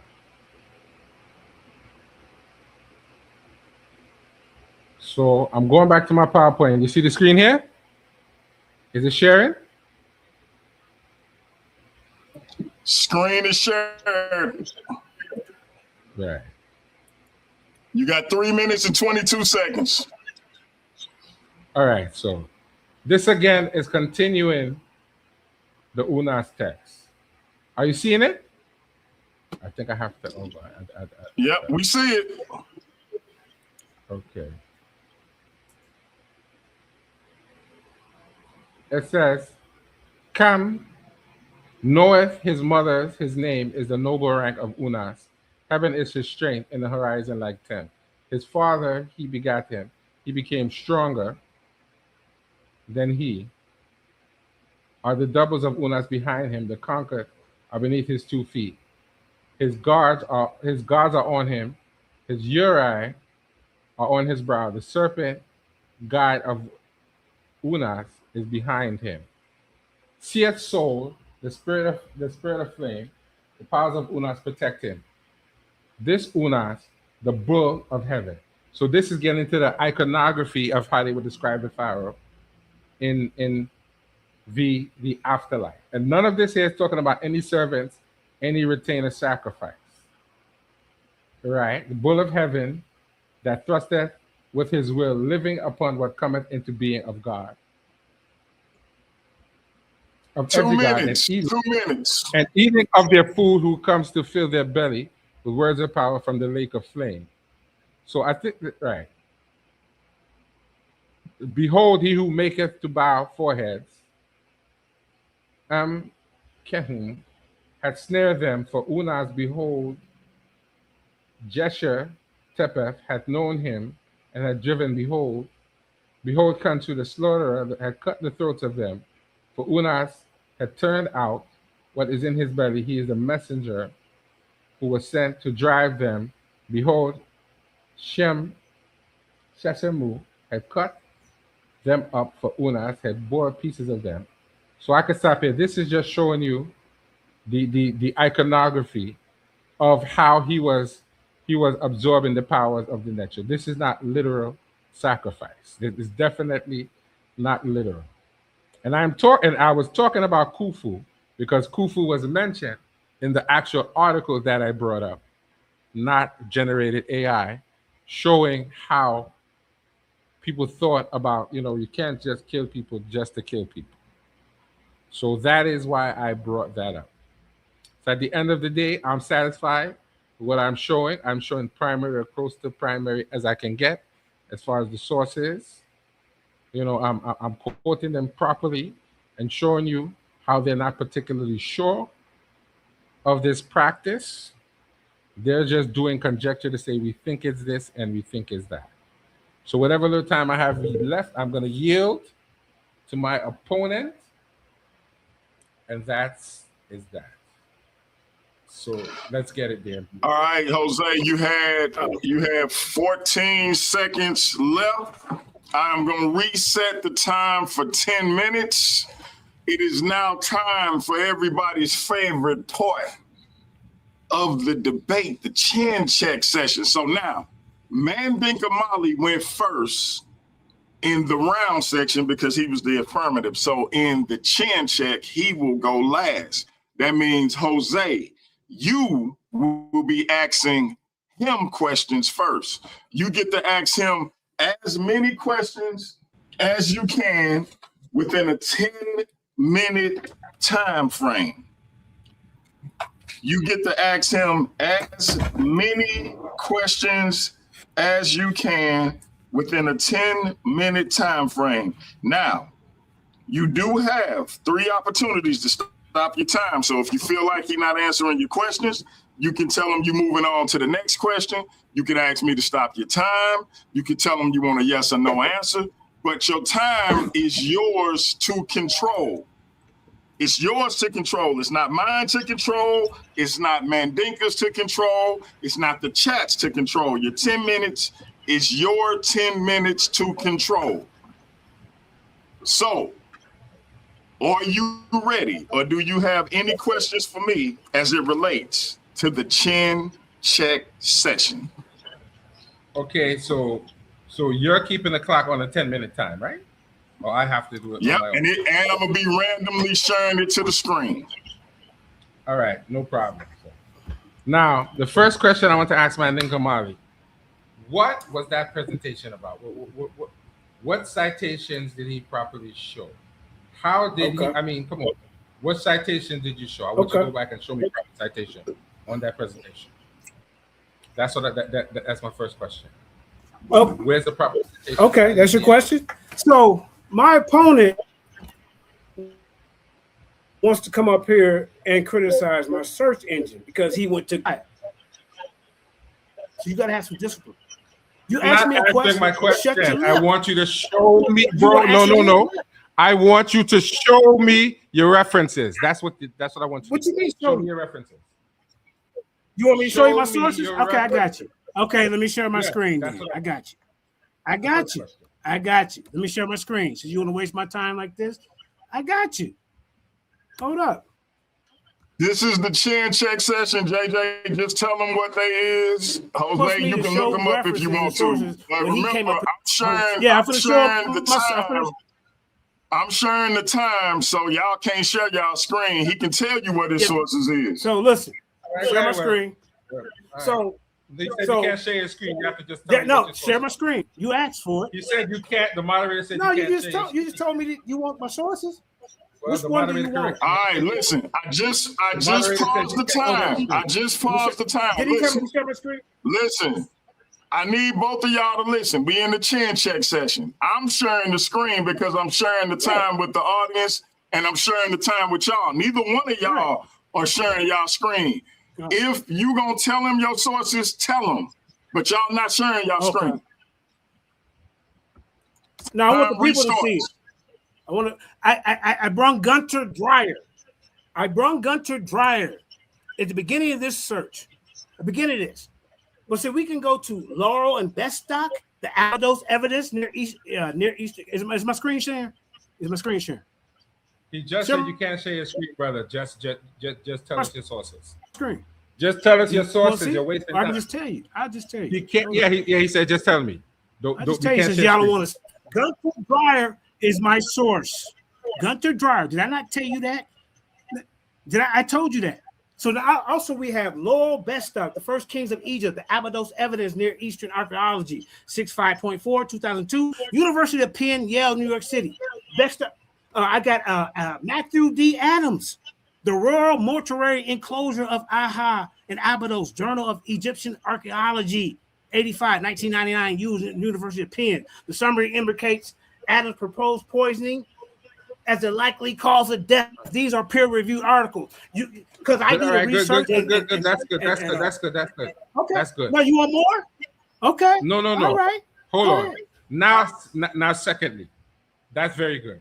I want you to show me where that is definitely in that paper. I want you to quote that paper where it says that's definitely what happened, or is that conjecture? Quote the part where it says what paper are you talking about? Okay. Poison. When you talked about the poisoning, I want you to quote the exact part in that. But now, so let me share my screen. Definitely, right. You can't share your screen. Just quote it. Okay. All right. So here we go. Right here. Let me get to it. So which one was it? I got like 40 peer review articles. So he want to see it. So that's why I want to share the screen, but that's okay. He don't want to share the screen because I got it loaded up for you. The research has proved that these people were not just beating it. I'm answering it, sir. The research has proved that these people were either strangulated, they hyoid, HYOID, Chris Harris, I see you trolling in the audience, was fractured. A lot of the people were buried with their hands with cups next to them. This is an archaeological evidence indicating poisoning. How do you want to prove? Now, I ain't gonna ask you a question. But you don't want me to share my screen because I got more sources for you. You haven't brought anything. Okay. Because somebody uses Google. All right. Okay. All right. You're wasting time. Now, quote a primary source. Now, you haven't shown. You're quoting academic papers. Quote a primary source that agrees with anything that you said. Just one primary source. Okay, so all right, thank you. So we have Janet A. Rituals, ladies and gentlemen. Spatial and verbal rhetorics of power. JARS. Go look it up, Chris Harris. Jose Francis. JARC. That's not a primary source. That's an academic paper. That's an academic paper. How do you know? How do you know? Who? Hold on. I want a text from ancient Kemet. I don't want an. Now you want to. First, you want academics. Okay, so you want to listen. I told you I want a primary source. Which one you want? Is a text. Which one? Hold on. A primary source is a text okay. from the individuals who actually from what from the civilization. Just quote any primary text. Right. Just quote a primary text and tell me what it's not. Okay. So the primary evidence of this, like I told you in the beginning, is Gunter Dreyer's research. I showed you this in my primary text. Quote an indigenous what do you mean primary text? We talking about archaeology. First of all, the first dynasty didn't have a Book of the Dead, a coffin. Go ahead. They didn't, did they? They didn't, did they? No, they didn't. No. All right, then. No, they did not. That's all I need to hear from you. You know what they had? Hold on. Archaeology. The school, the archaeology. This is what we had. We had archaeology that does the research. Okay. So stop. The answer is there are no primary texts to confirm what they said. They only say possible. You're supposed to ask me questions. You're supposed to tell me the answer. Ask the question, sir. No, there is. You just said there. You said there is none.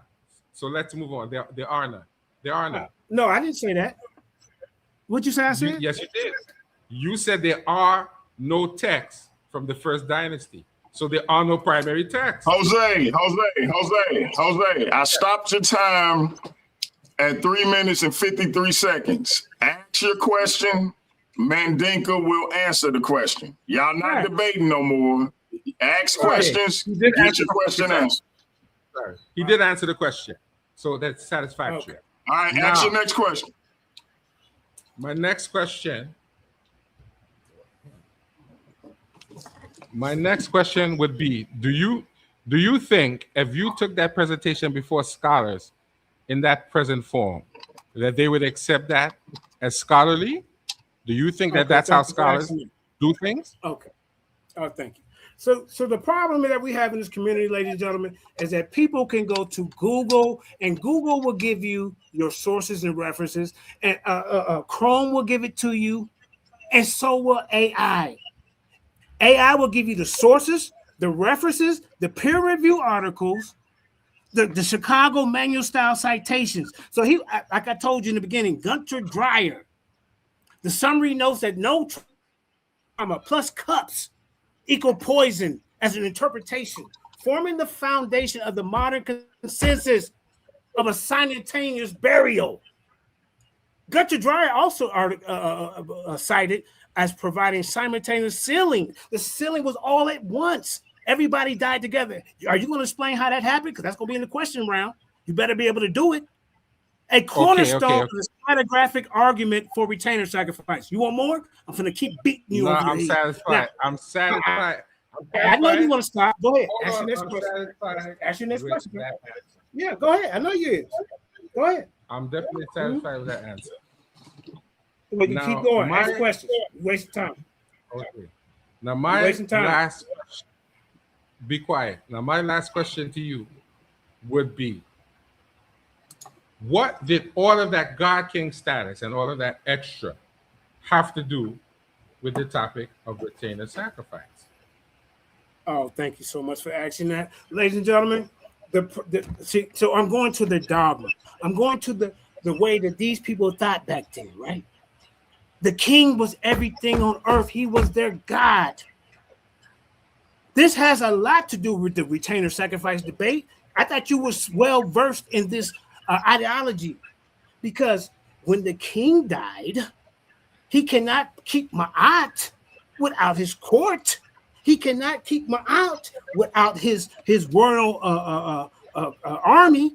He cannot keep Ma'at and keep producing in the afterlife, because guess what? The king on earth was Horus. The king that died was Osiris. Neta-AA at first. At first, the king was Neta-AA until the Osirian period came in, sir. Then the Book of the Dead, your coffin text, all of that came out later, sir. You're not ready for me, I promise. So your questions is elementary compared to what I'm bringing to this debate. Remember that. So let's keep going. So this was a state practice that has been observed by archaeology at Abydos, where the custom of retainer sacrifice is thought to have occurred in great numbers. And what he's with that Djokovic, that's 1970 literature. You're not going to find that probably or possible. They don't say that anymore, sir. In the books now, it's not. It's a dead argument. It's a dead argument. Nobody is arguing this anymore in your schools. I showed you that in this debate. What has he showed? He put some meta-netter up there that he can't even read. So in my turn to question, I'm going to put something up on the screen that's got meta-netter, and you better be able to read it. So I'm going to have an interpretation, and I know you can't. So don't try to get up here in front of us and act like you're a linguist. You haven't brought anything to diffuse my premise. That you haven't proved that these time. That is time. That is time. Time will be reset, and Mandinka Molly will have 10 minutes to ask Jose Francis as many questions as he can within a 10-minute time frame. He has 3 opportunities to stop his time. Jose didn't use any of his. Again, 10 minutes to ask as many questions as he can. This is the chin check session. This was Jose's first one, so I'm not going to count it against him. But, Jose, you got to apply more pressure. JJ, Mandinka Molly, time starts when you ask your first question. Hold up. Yeah. Keep talking for a minute. Let me get my questions loaded up. I got a PDF questions for you. All right, family. Hey, as we said at the beginning of the show, So we got do a some bunch promotion of for a second. high debates coming up in Worldview Wars Debate League. We got my brother Nathaniel Hughes taking on my man Easy Bands. We got some Islam versus, we got some Muslim on Christian intellectual warfare. Those brothers will be debating, is there really an Islamic dilemma? That's coming up on July 18th. That's next Saturday. That's going to be at 2:15 p.m. Central Time. That's next Saturday. Is there really an Islamic dilemma? My brother Nathaniel Hughes representing Islam, and my brother Easy Bands representing Christianity. Worldview Wars Debate League. Then the following week, we got my man Big Hemi defending the Worldview Wars Debate League social media title against the Kemetic infomonger himself, Steve Calabro. Is Christianity really monotheistic? Hemi been putting the belt on the line. He don't care who it's against. He don't care what they talking about. It's going to be another powerful debate, and Steve Calabro say he want that belt. So we're going to see if Hemi can hold on to the title. Hemi restoring the dignity of the social media title. So we're going to see what's good on July 25th. Then on August the 1st, your man, the Smitter, Jose Francis, is going to be back at it again. He taking on the notorious RBE, Ramo Bantu Esoteric, in a very interesting debate. Is Gnosticism a continuation of Egyptian cosmology? That's going to be an interesting debate on August 1st. And then on August 2nd, we got Lucifer, the devil, aka Jashub, the scholastic bully, taking on who I believe to be one of the most honorable Israelite debaters this community has ever produced, and my man Gideon. It's going to be powerful, man. The question on the table is, are there Israelites amongst the ancestors of African-American slaves? It's going to be a powerful one. That's on August 2nd, man. We got a lot of stuff lined up for Worldview Wars Debate League. Y'all stay right here on Paradigm Shift TV 314. We're going to kick them off over here. After the first round, it's moving exclusively to Worldview Wars Debate League. So y'all stay tuned, and we're going to keep it pushing. Are you ready, Mandinka Molly? All right. Yeah. Let's start it off. Time starts when you ask your first question. So can you show me where your first, where any of those sources that you brought to this debate prove that the retainer sacrifice didn't happen in the first dynasty? Which one did you? When I show read me the text, where your sources prove retainer. Well, come on. can I answer the question? Because I can't share my screen. When you read the text by Jacobus van Dijk, it says possible and probable, which means they're not sure. The language is not concrete. It says that.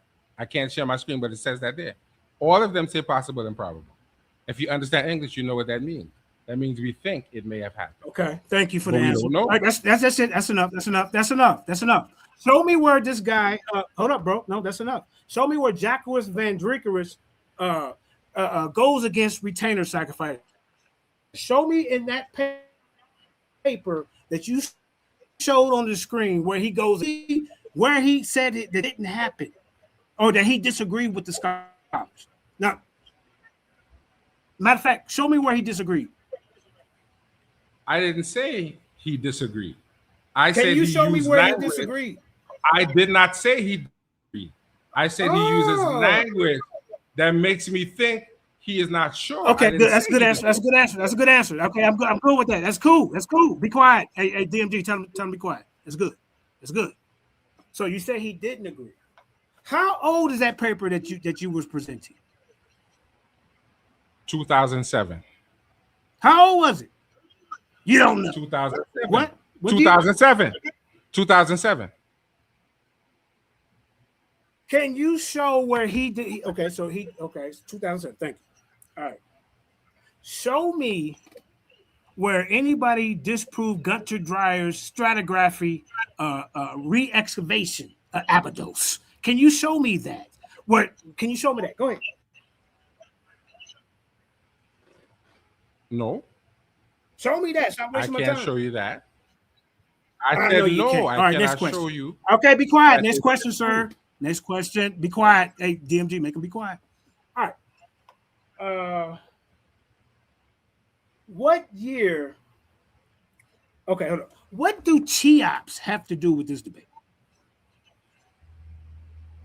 It was mentioned in the paper by Jacobus Van Dijk. He mentioned it in the paper, the story about when they asked to decapitate someone, and then the suit said, no, you cannot do this to a member of the noble cattle. So he was showing you how you can't just decapitate people just so. That's my interpretation. He said it made him look like a barbarian. Okay, I said no. It shows you rules and regulations. Okay, thank you. Okay, thank you. So is your interpretation, listen, bro, that's it. That's enough. That's enough. I'm not wasting time. So your interpretation proves that retainer sacrifice didn't happen? It showed that in that particular instance, he couldn't just. Do your interpretation prove that retainer? Yes or no? Okay. To me, yes. So to me, yes. Are you saying that? So are you saying that you?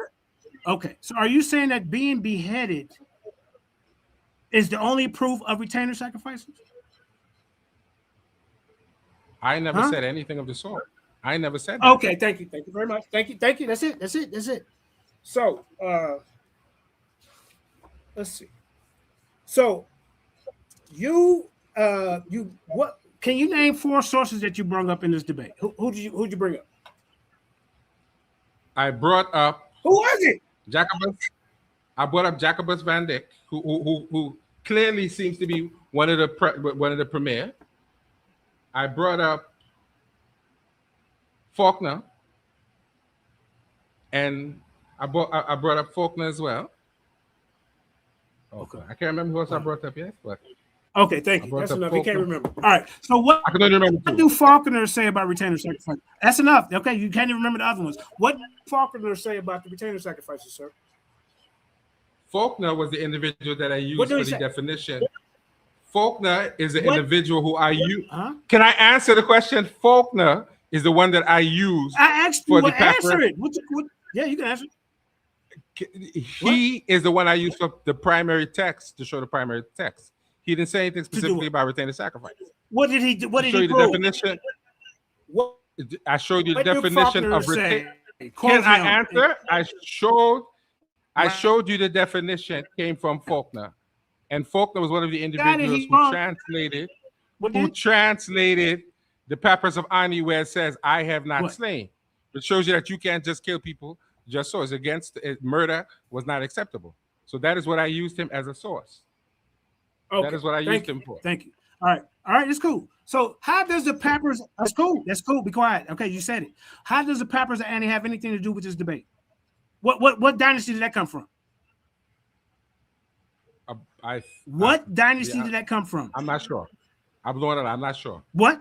Not sure. I'm not sure. So, ladies and gentlemen, okay, keep going. No, I'm using my time wisely. That's enough. So he's not sure.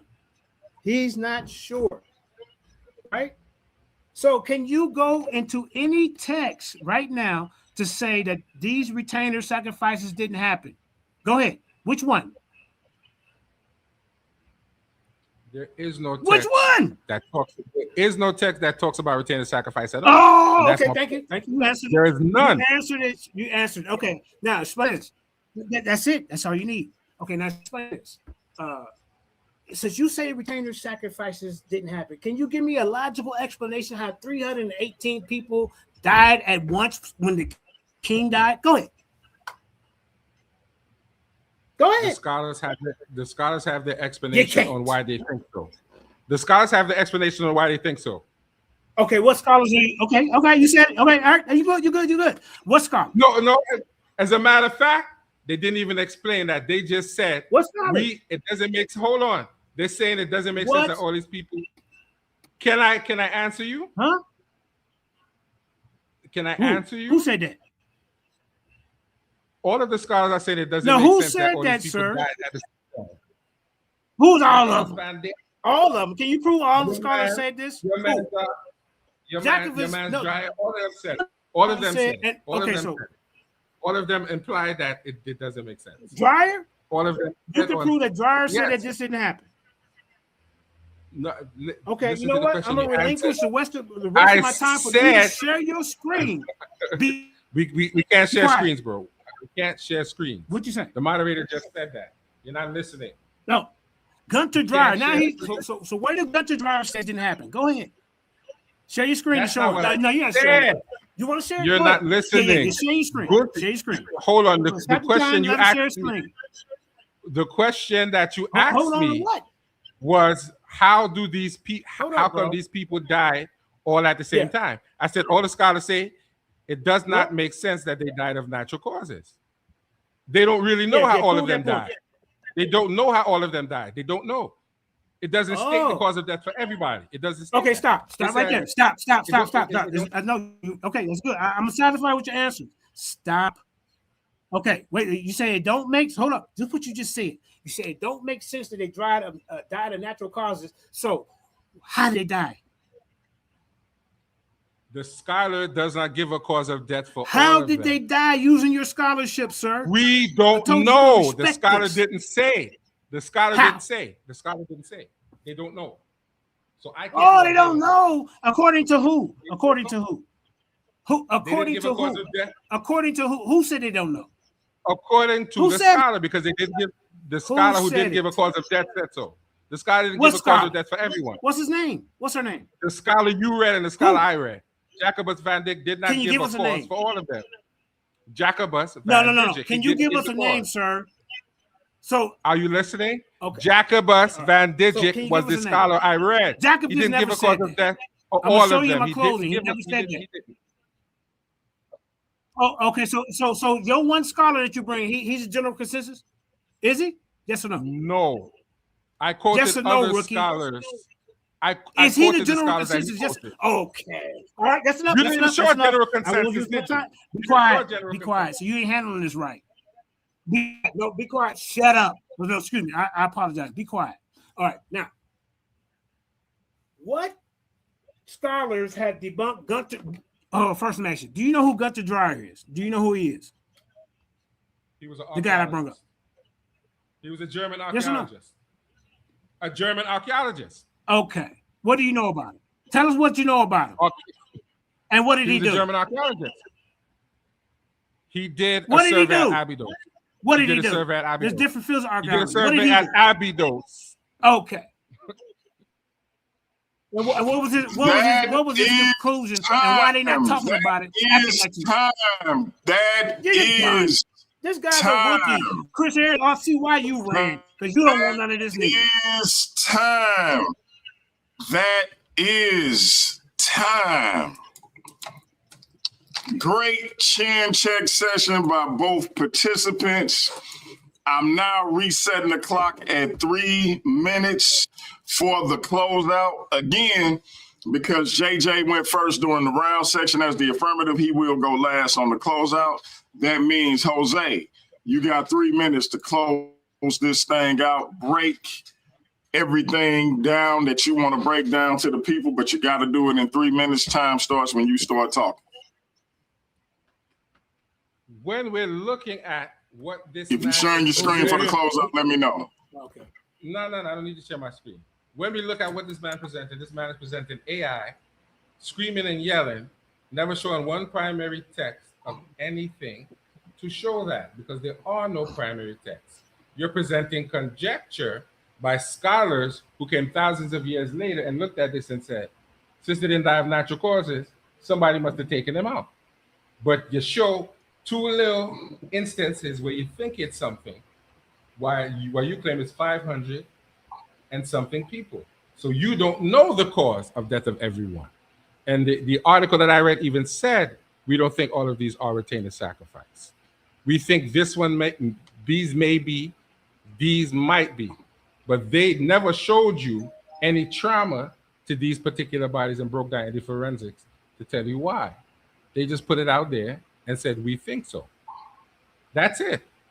They didn't break down the cause of death. I didn't see them talk about, well, in that particular paper, in the other paper, it talked about throats being cut and different things of that sort. But as I read, it said that you should be cautious when you're reading that, because that is what he thinks happened.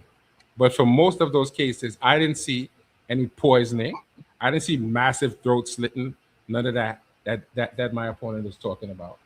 All due respect to the gentleman's debate scholarship, I'm thankful for the opportunity, and I respect the gentleman as a debater.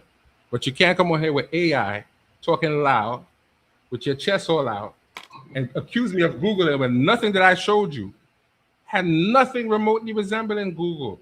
These are articles, these are primary sources. Whether I can read it or not is not the point.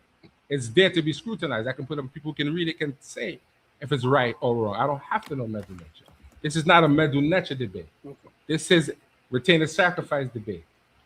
And if you can't prove beyond a shadow of a doubt, then you got to go lay down. I'm taking that belt off you today. Your brakes are officially beat off. I am not playing with you. I'm not going through all of that. I brought up primary sources and proper academic citation. I even showed you the quotes in the papers that he cited. So you can't tell me I'm making it up. Simple as that. I did my due diligence and I'm happy with what I have done. So whenever this results show come out, they will be hoisting me up and saying, long live the eye smiter. So enjoy your last 2 days of being champ, because it's going to be done. You have been officially sacrificed on the altar of Ptah, Manchu, Amun, Ra. So all that's left is to share you amongst the community and show you this is what you don't do when you're in a debate with the eye smiter. Your eye is gone. You can't see. Time. That is time. He say, hey, man, hold on. Stop. Did you just, wait a minute. Did you just say he's been sacrificed? That boy pulled out that Kemetic name I gave him. Hey, just so y'all know, I bestowed Jose with a Kemetic name that he just pulled out. It just made my heart warm. That boy pulled out the Kemetic name and said he just sacrificed Mandinka Mali on the altar.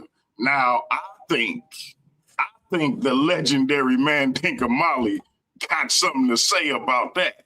Time starts when you start talking, champ. All right. Can you share my screen? Yes, share my screen. Can you share my screen? Please share my screen.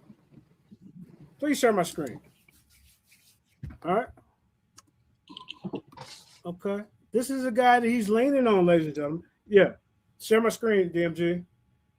This is a guy he's leaning on, the one guy that he brought to the debate, and this guy doesn't go against Gunter Dreyer. Look at this, y'all. Watch this. Let me get to it. Hold up.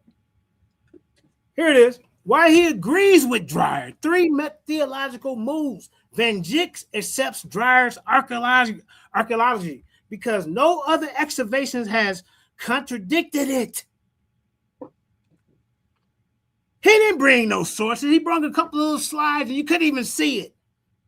Your search engine is no better than mine. The two types of this is what your guy agrees with. The 2 types of human sacrifices. He distinguished a cultured human sacrifice, criminals or prisoners of war, sacrifice to gods to maintain cosmic order, and then B. Look at this, y'all. Look at this. Retainer sacrifices. The death of the king is followed by the killing of the people who are supposed to accompany him in the hereafter. This is what your guy is saying. Then your guy also said, look at it, from Van Dijk. Look at this, y'all. Look what you did, sir. Van Dijk, retainer bearers only makes sense if the king is Neterer. That means the god. not merely a chief in the god king dies, his household must continue to function to maintain Ma'at. Killing is not cruel, but it's an ontological necessity. The palace does not cease, it moves to another realm. This is what your guy's saying. Then he also goes into Egypt and Nubia. So you bring one guy, I knew you was going to bring him. This is why I prepared for it. And I knew you only had one guy who they don't even speak this language no more, because I told you in the beginning of the debate, y'all seen it. This is a dead argument. The chapter titled Promises of Nubia, and Van Dyck delivers after the Egyptian First Dynasty episode, Retainer Sacrifice appears 2,500 years later, and by Emery and Kwan. Look. Van Dyck notes that the parallel king servants, noble retainers, the parallel king service noble retainers. You just brought some Google stuff that you just Googled real quick. You didn't bring no primaries. You didn't even debunk anything that I said. You didn't debunk the consensus. You didn't debunk the college books. You just ran your lip. You ran up here with some goddamn meta. You was talking about Cheops who don't have nothing to do with the first dynasty. Look at it. This still stands. Data age. Dreyer's Al-Quad, 1980, and subsequent DAA reports that are 28 years old, but replaced American mission work and eyes and closure. You're done. Anybody that votes for this guy wasn't paying attention to the debate. That is time. This destroyed your source. Hell of a debate, gentlemen. Hell There it of is a at the bottom, debate. y'all. Let me show you this. Hell At the of bottom. a debate. Hold up. Look at this. Hell Hold of up. a Hey, debate. DMG. Hell of a DMG. Let him debate. see it We at got- the bottom right there. The source. We got our brother Gideon in the building. Gideon, you got a question or comment for either Mandinka Molly or brother Jose? I gotta go pay a water bill. Brothers, please keep it cordial. No profanity. I'll be right back. Yeah, shalom. Shalom. All praises to the Most High, man. Hey, great debate, fellas. You know, good presentation on both y'all parts. A lot of it was missed on Jose part though. But Jose, this is what I want to ask you, bro. If they didn't die of natural causes, how did?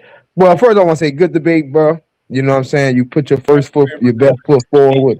You know what I'm saying? If I was to give you a little critiques, I would say, you know, the pictures that you was putting up in the beginning, you know, that really didn't have no power behind them, because it could have been just stock internet pictures. You know what I'm saying? But the question I have for you, bro, is if a person doesn't die from natural causes, how do they die? Well, in this particular instance, the individual didn't address the cause of death of everyone in these subsidiary graves. Right. So no, I'm asking you from what you know, like your experience on life on Earth. If a person doesn't die from natural causes, how can hold on, I'm gonna say it again. According to what we read there, sticking to the sources, we don't know how those people die. But no, okay. See, this is what I'm saying. This is the problem.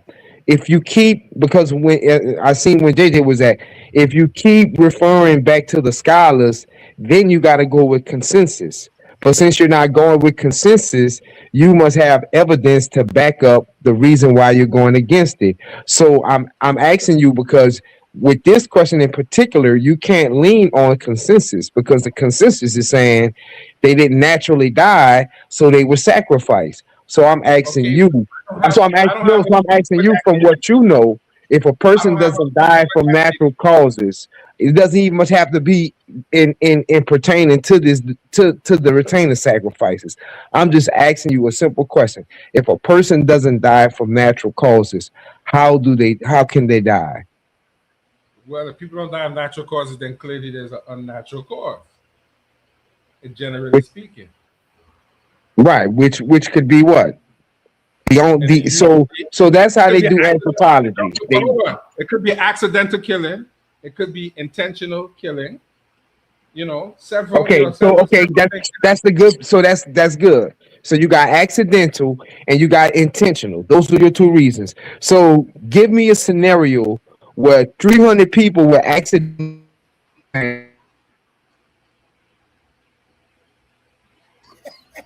I can't hear you, Gideon. You went out there for a second. You went out. Of the I'm king. not hearing you. Can I be heard? Yeah, repeat what you just said because I didn't hear you just now. So repeat. So you said it's either accidental or intentional.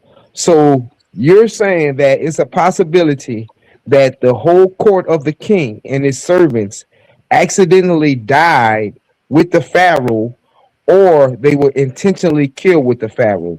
Those are the two options you laid out. So out of those two, which one do you think happened? I'm saying, according to the text and the evidence, we don't know which one happened. Again, so you keep okay. So you're going back to the text, and you're so that's what BK apologist was telling you earlier. If you're saying you don't know, listen, bro, listen, Jose, listen. No, if you keep saying you don't know and you're not presenting an alternative case, then you're losing the debate, bro. Hold up, brother. The debate is done. Right. Jose. Yeah. Right. Listen. Gideon came up from the audience. He not debating you. He's simply asking you a question. All you gotta do is answer it. It's not a debate. He just pushing you to make it make sense. Listen, Jose, it could have been a natural disaster. It could have been a plague. It's a lot of different reasons why multiple people that amount of people could have died. You ain't got to get in your body about it, is what I'm saying. So let him ask you. Just listen to me. Let him finish asking you and then answer. Go ahead, Gideon. Go ahead. Yeah. So basically, that's what I'm saying. So how could they have died? So basically, DMG walked it down like you should have, but by you because I was actually looking for an answer to that. But that's a good answer. No, not now. You can't, bro. So that's a good answer. It could have been a plague. So then I'm saying, okay, so just those people died in the plague. So you see what I'm saying, DM? So, but that's all I want to do. I'll fall back and just listen to the rest of the questions and answers until they come back around, or if they come back around. Good job, both of y'all. Good win, JJ. JJ definitely won that. Me a question. Okay, yeah. So. Real quick. Hold up. Say it again. If Gideon don't have nothing for JJ, we got the most. Hold up, most say it again, offensive. Gideon. Say it again. Oh, my bad. Go ahead. Last part. Well, no, I mean, I don't want to wait. You know, you won definitely, man. But yeah, that's why I don't have no questions for you because you like covered all bases, bro. Good job, man. All right, man. We got the most offensive debater, the undeniable superstar, Silky D in the building. Silky, you got a question or comment for either MANDINKA Molly? Yeah, I do got a question. You know, I'm gonna keep it short and sweet. Yeah, Jose, I wanted to ask you. So, was they buried at the same time as the king? According to the scholar, everyone was buried at the same time because there was no evidence of them being exhumed. So according to the scholar, that is what he said. So they all was buried. Okay, well then, yeah, that's all I had. Yeah, nice debate, fellas. You know what I'm saying? Way to get it in. You know what I'm saying? We strive for greatness. So, you know, keep up the good work, fellas. Okay. No doubt. We got the man who I definitely didn't underestimate, but I can't wait to have him in my debate league. King J in the building. What's up, King J? You got a question or comment for MANDINKA or Brother Jose? What's up, King J? What's going on, Jose? Good debate. What's going on, JJ? Good debate. I have a question for both of you, just because if I was a judge, I want to be unbiased, right? So that's how I looked at the debate in an unbiased manner when I was listening to both arguments. So the question first to Jose would be this. Yes. The brother just asked you, were they buried all at the same time? You said yes, right? So yeah, the scholar said so. Yes. Well, so the scholars that I'm going to use that support your viewpoint, they don't say that, right? They suggest a deferred burial, right? Deferred burial, right? Not all were buried at one time, because if they're all buried at one time, that suggests of a subsidiary grave where they would be the retainer sacrifice that kind of supports JJ's argument. They suggest a deferred burial Winlock and Professor Barry Kemp. You might want to check out The Anatomy of Civilization. That's the book by Barry Kemp. He supports your argument. But they suggest that they were placed in ground over a period of time. Are you familiar with that argument? And are you familiar with Dr. Nancy Lovell? She actually analyzed the actual skulls and she found pink stains on the teeth, right? The pink stains would suggest they were strangled or inflicted with some type of poison, all at the same time. Are you familiar with these? Well, I did. In that paper that I read, I believe they did talk about the teeth and saying that they think that they may have been strangled based on something with the teeth specifically. Yes. I think this paper mentioned that as well. Okay, so it was probably quoted in that same paper. It was probably quoted in that same paper, but I can't remember exactly. Yes. So all those things support JJ's argument in regards to retainer sacrifice and the strangulation and the poison, because it suggests that all of this happened at one time, opposed to being killed over a period of time. The reason why the scholarly consensus suggests that the retainer sacrifice actually did exist and debunk Winlock and people like Barry Kemp who did suggest otherwise was because basically their thesis didn't make sense. If they were added gradually, so the roof of the pyramids was built at one time, right? They weren't buried, one person buried, and then they broke a hole in there and then buried another one. Like so, yeah, right. So it suggests that this all happened at one period of time. Yes, that's what it says. Yes. Okay. Okay. Now to the brother JJ, the question for you would be, what would the stop piece represent?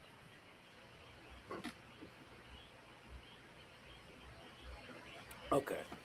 So the Shatis came after the God King dogma faded out because it was a detriment to the economy, getting rid of all your top people. Right.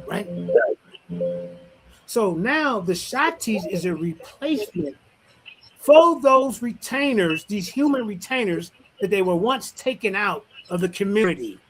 They had to come up with a more economical way to preserve the kingdom. So now the dogma changed. Now even the king gets judged. In the beginning, the first dynasty, ladies and gentlemen, it was get out and lay down. This is the king. He's everything to us. He is the Neter Nefer, the Neter AA. As my opponent didn't go in the text, but he can tell he don't understand it. And yes, they wasn't buried in the pyramid. They wasn't buried in the pyramid. But what I'm saying is, my opponent didn't bring anything to debate to debunk this affirmative resolution. No, he did not. And then I just debunked his guy Dijik, whatever his name is, Jakos Dijik.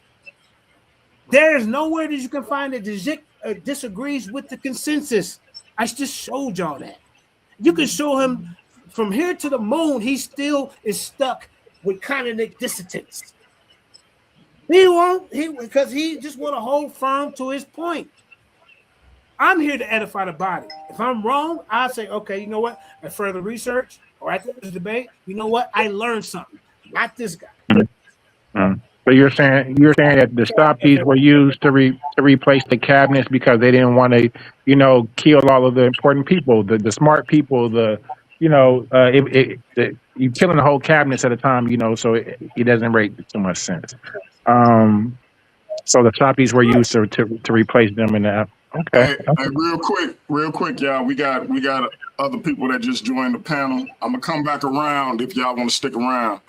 Can I do a quick response to what he just said, DMG? 1 minute.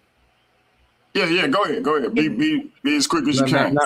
Now, number one, there's no such thing as a Necher AA. It's Necher which means a great Necher. That's what we're talking about. all this God King, whatever you're talking about, has no bearing on the debate. Learn to pronounce your words before you come on here saying things with your whole chest, bro. Oh, okay. You would sound better. Okay, now let me respond to him. Okay. No. You the one that's coming over here with broken English from goddamn Trinidad. No, DMG, don't do that. Let's not talk about where the brother from, JJ. Just respond so we can get to the other people. Give me 3 seconds to respond to that. He's throwing ad hocs. Okay, yeah, I'm gonna respond. Look at him. You're over there in some island somewhere where you got cheap internet. We can barely see, and you want to talk about my sources. You brought one guy and I just beat him up. You are not on my level, sir. Work your way a base, and I might see you again. I promise you. Go ahead. All right, let's go to Harlan. What's up, bro? You got a question or comment for Mandinka, Molly, or Jose Francis? Unmute your mic. All right, we lost the brother Harlan. Let's go to Jay Snake. What's good? I'm just here checking out the debate. I just got off the gig, man, so I actually didn't get to see it, so I can't comment on it. I'll watch it later. Just showing some support and saying what's up to everybody. Appreciate it. I hope you subscribe, brother. I hope you subscribe. I think Horwin ran there, that's Lions Insecurity. That's Jay Snake. I think Horwin ran. Yeah. Jay the Snake. I hope you subscribed, and I hope you come back again. What you say about Hartman, Jose? He ran. I think he ran from me. Oh wow! And he had a beef with me because he was trying to bring up some stuff. He was trying to bring up some Nobody's running from you. And I told him, no, you can't do that. And Jose, listen. If I'm telling JJ, don't bring up where you live and all of that kind of stuff, you can't be doing the ad homs either. So I didn't respond. You tell. Listen, I ain't gonna even call it an ad hom. When you throw your jab though, and you say you can't be coming up here saying stuff with your chest, you know you're gonna elicit a response, right? But that's not an ad hom. I got you, and you're right. But you still know you're gonna elicit a response, right? That's not my fault. The man can't control himself. If I tell him, come on, Jose. That is not a personal shot. You cannot be up there saying, yeah, 7,000. Don't let him bait you, man. Come on, people told me that. Listen. Bro, you can't come up here saying things with your chest and say it wrong. Say it right if you're gonna say it with your chest. Wow. And that's not. All right, I'm gonna go back to Gideon. I'm gonna go to Gideon, and then I'm gonna go to King J. Then I'm gonna go back to the brother Jay Snake if they have other questions. But I got a question for both of y'all. All right, JJ, I got a couple of texts, and then I seen reactions in the chat. So I want to ask you about this. Some people seem to feel like the debate was a landslide until Jose shared your slide indicating that it was AI. What's your response to that? Do you think it should matter? What else? Okay. So Jose presented a piece of work that didn't have nothing to do with the debate, whether you got it from Google, Chrome, PubMed. The AI will give you the sources. Let me tell this person who said that. The reference is still a landslide. If he already got beat up 2 rounds and he didn't answer questions in the question, it's still a landslide. We got to quit this narrative that so you're going to stay behind? Google will give you the same type of sources that I pulled up on an AI search. Now Google AI will take you deeper because it will give you peer-reviewed articles. It will give you Chicago's manual style citations. It will give you the colleges it teaches. So y'all got to stop this narrative. Oh, well, he was doing good till he pulled up something about AI. Well, where did he get his source? Did you question that? And then when we brought up Denzik, the guy never said anything against retainer sacrifices, Mr. Whoever sent the anonymous text. Do you know how to watch or judge a debate? Who we would never make you It wasn't a the judge. It wasn't the judge. It Just wasn't do the the judge. whole. No, I said we would never make you one because you're looking at this from the wrong scope. You're not looking at all my whole argumentation. You're not looking at what the colleges say. You're not looking at what Gunter Dreyer say. So because I looked at AI, that is a downfall. Y'all gotta stop there. So what y'all want me to do? So Google don't say the same thing. So Chrome don't say the same thing. He didn't put up no peer review goddamn on articles. What are you talking about, sir? So that's my answer to your question. It's still a landslide, and you're not gonna try to take this away or try to get any points to this guy who didn't even debunk the premise. It wasn't me. I wanted it to be addressed. It ain't me. I know. I'm talking to that person. He's not talking to you, DMG. Yeah. Jose, I'm gonna come to you, but we got two more people that just hit the panel. Let me go to the brother Harwin. You got a question or comment for Mandinka Molly or Jose Francis, bro? Yeah, either one of them can answer this question.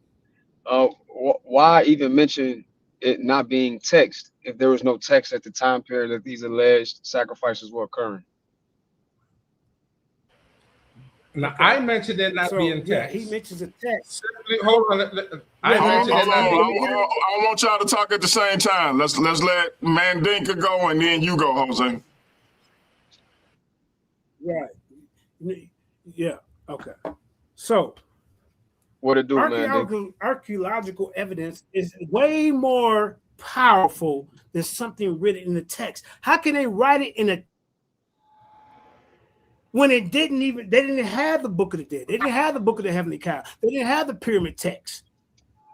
That's my point. But later on, and as time went on, they replicated what was actually happening in reality with the Shabbatis. They knew about this system. They knew about the God King system. It was you get down, you lay down, and if you're lucky enough, according to these ancient people, you get to go with them into the afterlife. Everybody didn't get to go. So I don't see what the problem is. I don't see what the confusion is. What happened when they're doing the re-excavations, when they go into Petrie, when they go Petrie's archaeology. Now it didn't explain everything. So now we go to 1990. Now it's been re-excavated. Now we have a cause. Now we doing where we looking at the age bracket of some of these people. Now we're looking at how healthy they was. They wasn't slaves. They didn't get their head cut off. They all died at once. What is it? He didn't prove why they died, did he? Why? Your scholarship is not up there, bro. You just a loudmouth in my eyes. You told me you don't respect me. I don't want you to respect me. I want you to respect the scholarship. I want you to respect the articles. You didn't bring anything that what you brought was an article that I didn't even bring up. And then the article that you brought up didn't debunk the topic at hand. So what are we doing here? Then he shows some goddamn old picture of some cave-looking people that had to do with it. Some heads cut off. So, like I said, bro, you did a poor job of proving your point. You need me to repeat the question for Jose? No. Yeah, go ahead. For me, Jose, go ahead and repeat the question, Harvey. So the question let him repeat it for the audience. Yeah.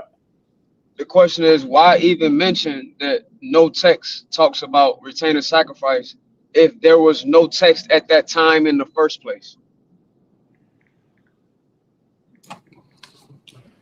I brought it up simply because when you read the article, that same label that I showed you from AHA is actually referenced and cited in the paper, which JJ clearly didn't read. That's why I brought it up. It's cited in the paper. So I brought that up to show you that they're trying to prove something from a little piece of label that they don't know what it is. It doesn't say that. So the point of you bringing up the text was that there is no text. And if there are no texts, then you can't prove what is happening. It is bare conjecture. The archaeology is not a primary source for people's culture. That's why I brought up that there are no texts. Because the fact that there are no texts is important. You said That's why I brought it up. archaeology is not a source for people's culture? I said archaeology is not a primary source for people's culture. I don't see It's archaeology as a not? primary source. Oh wow.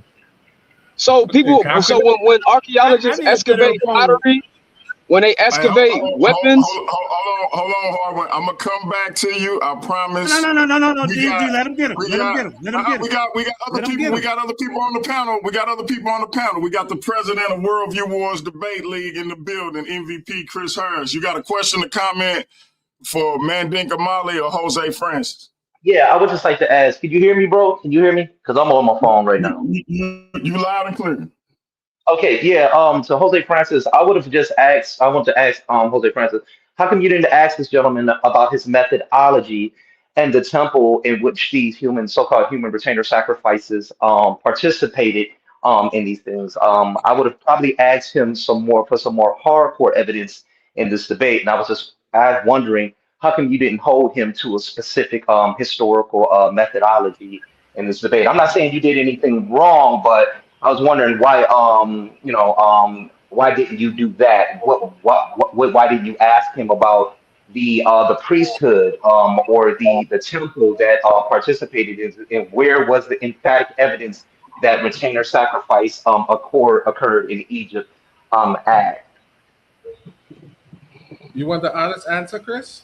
Yeah. I really didn't think I needed to go that deep to win the debate. I didn't think I needed to go that far to win the debate, to be honest. With all due Okay, yeah. respect to Whenever you have a discussion about those things, you wanna stress dates and things like that, and that'll just help you out in the long run. So maybe when you go into a debate next time, make the gentleman prove what temple that these things occurred in, what priesthood established the human sacrifice, where were the authors getting their information from?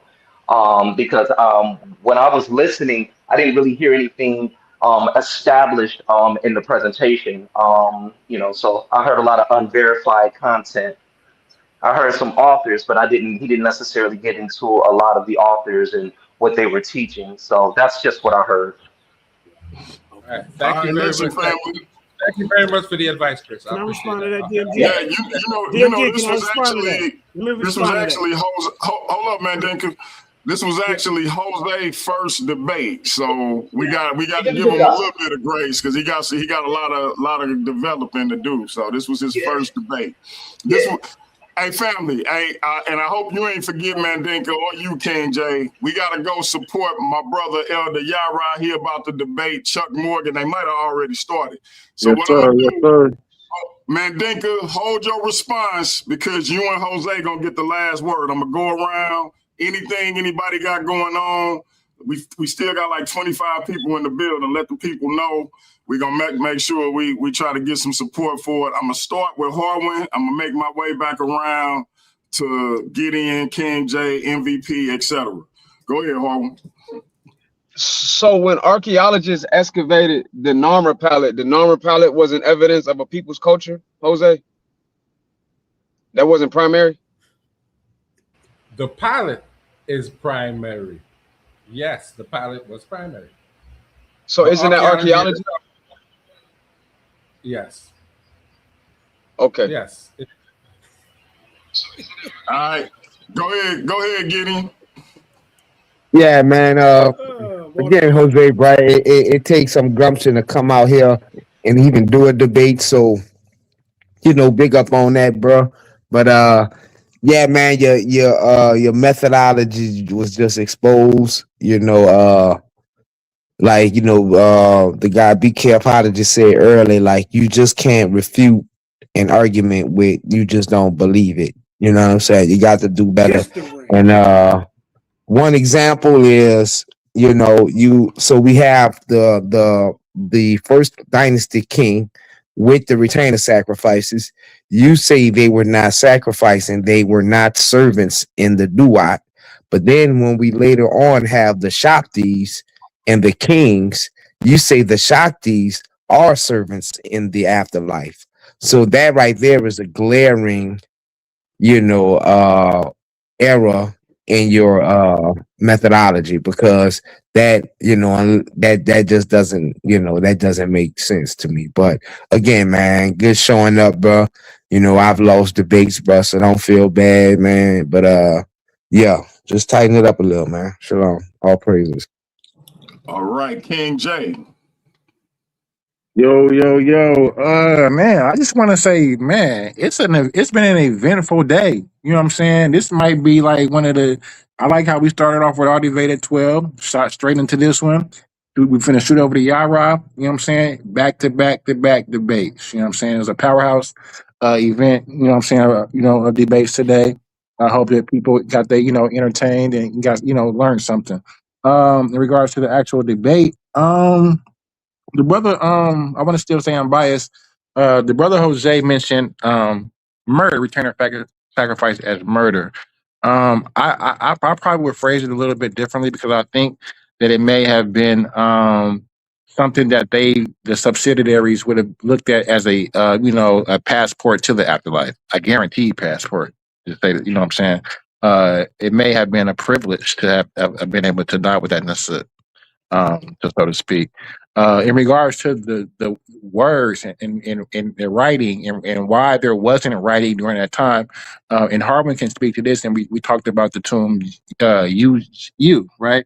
And we talked about the labels and the tags, right? Tomb UJ. Tomb UJ, yeah. We don't have writing at this time. You know what I'm saying? We have tags, administrative tags, and that identify. So No, that is writing though. That is writing. We don't have text, yeah, but that is writing. we don't. Well, I would say we don't have sentences, so to speak.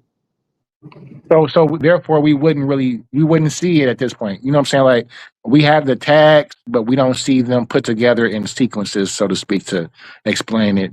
So that's why I would say we don't see it in text, so to speak. That would be my reasoning why. But I do think it was a good debate. I do wish the brother Jose would have gave a little bit more primaries, sources, outside of Egyptian text. We don't see it in the Egyptian text, of course, but I think he had a couple bit better arguments he could have probably argued. But great debate. All right, and listen, before I go to MVP Chris Harris, listen, y'all, check out me and King J debate. Go to Paradigm Shift TV 314. Obviously, it's over there. The brother had a terrific showing. The poll said I took it, but I'm saying the poll came up short on the brother. I think the brother had a excellent showing. He hit me. I think I left with 2 black eyes, a busted lip, and a bloody nose, cauliflower ear, and all of that good stuff. The brother was excellent. I can't wait to get him in World Few Wars Debate League. I suggested him and Big Hemi automatically for the social media title, but I'm gonna tell you something, King J. Before we went live, Jose Francis said he want first dibs. I'm gonna leave it at that, but I gotta go to MVP Chris Harris. MVP, what's good, bro? Go ahead. All right, yeah, let me just go ahead and close this thing out so I get back doing what I was doing here.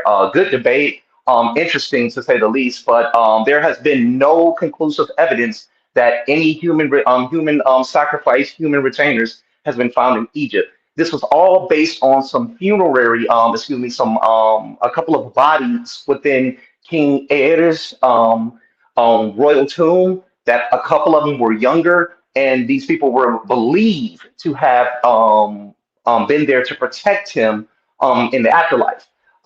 It's only been a lot of speculation. This is why the word pedagogy is used, because this group of people are coming together and studying, and they are determining, okay, this was a human retainer sacrifice. It's not a consensus to the argument, and that's what I was looking forward to Jose to bring forth here. Hey, good debate on both participants here.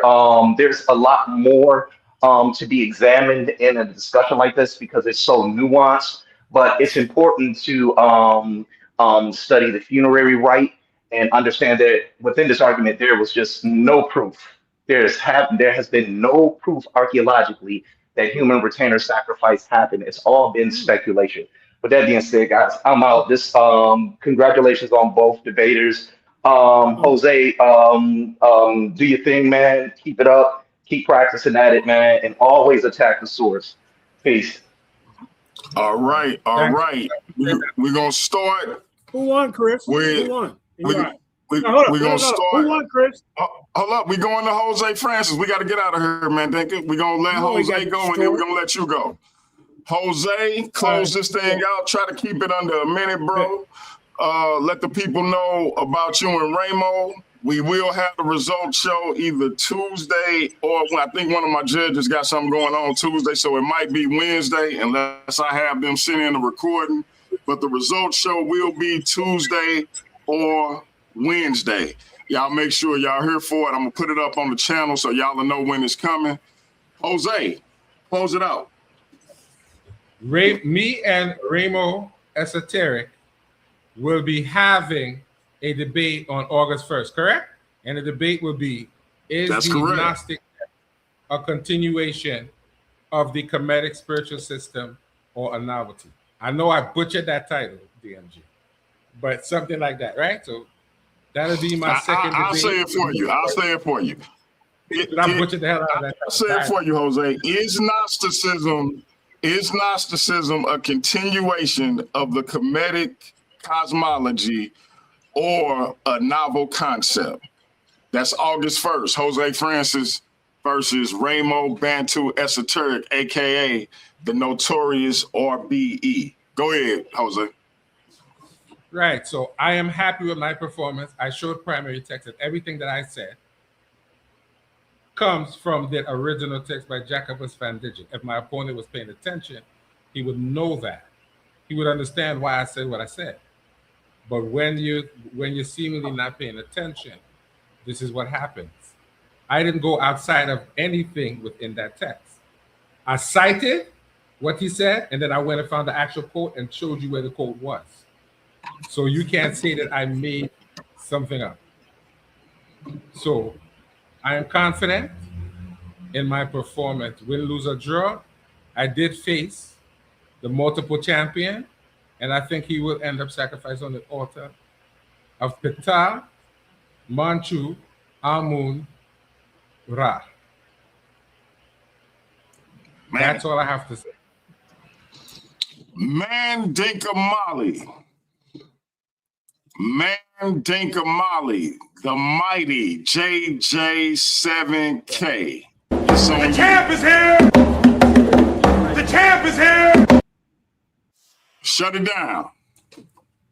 Oh, dang. You always stop the music. You always stop the music. Hey, ladies and gentlemen, like I said, it was a fun-filled debate. You know, I didn't sweat a lick. It destroyed my premise. His main argument was, oh, he got that from such and such. Well, where did you get yours? I'm not arguing where you got yours. You know why? Because you didn't bring anything. I don't care if you got it from AI, CI, BI, wherever you got it from, Google, Chrome, Peter, I don't care, sir. Wherever you got it from, you better go try again, because what you brought to this debate was nothing. You better put up you better get you like 20 more debates up under your belt before you get in the ring with me. And the nerve of Chris Harris to come up here after him and I did the promotion for debate 6 weeks ago, and now all of a sudden he jumped off the bushes. I brought Gunter Dryer, somebody you know nothing about. Chris, I hate my hairline Harris. You are known as a runner. You slammed your computer down and you ran off. I quit. You had never seen JJ 7000 come up here. And he can't even be honest, because when you debated him, I was honest about it. You won that debate, but you hate me so much. You're a hater so much. You jealous because you're not me. You're not that debater guy. I brought you to HOK, me and Black Jesus. Remember that, sir. So you're not the excellence of debates and critique and none of that. And Jose Vega Francis, I commend you for getting in the ring, but I got to tell you, you're going to have to do better than that, because one guy, Steve Calabrell, is not the consistent. He's Steve in the audience talking about, oh, he brought Djokovic. I just debunked Djokovic. I don't care where he got it from. Google, Chrome, PDF. I don't care where he got it from. The information that he brought didn't build a case. So like I say, Chris Harris, since you want to get the audacity to jump up here after you ran, hey, the DMG, show the promotion. Don't even forget about it. You know, Chris never shared it one time. Chris, you are full of hot smoke, but I can give you the real smoke. I still want that. As a matter of fact, you and I can be next for this belt.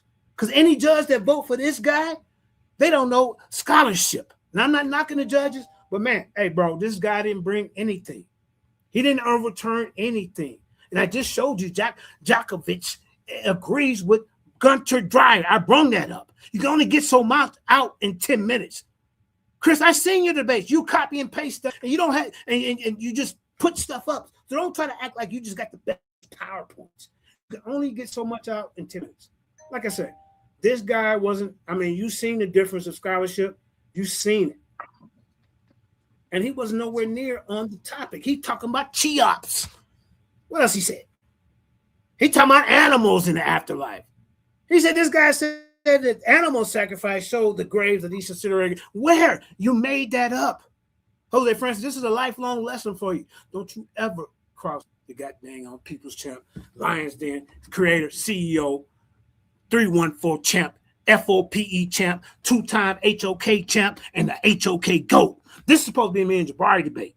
He ran from this. Somebody ought said, oh, you should be ready for Jabari. I've been ready for him. Jabari not ready for me. That's why he chose Reggie.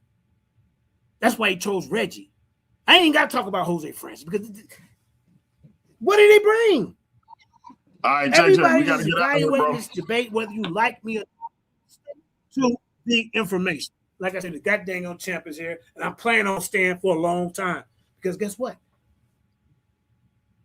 You guys are pseudos. A lot of you guys are pseudos. You want to cry about AI and Google and everywhere somebody get there, a search engine? That ain't gonna win you no debate. I don't care where you got it from, but you better be able to debunk what I say. Champ is here. The champ is here. We out of here, family. Paradigm Shift TV 314, Worldview Wars Debate League. We headed over to the HOK to support our brother Elder Yara and our brother Chuck Morgan. Y'all be over there too. I'm trying to get an interview with this young blood Harwin. I heard he thorough. Gave the brother my number. Hopefully y'all see him over there soon. Maybe he'll participate in Worldview Wars Debate League. We're going to talk about it. Hit me up, bro. Hey, family, that's peace for now. Results show will be Tuesday or Wednesday. We out of here. That's peace. I told you I wasn't stepping to. I ain't disrespecting you, son. You wanted to be one way. What? You wanted to be one way. But it's the other way.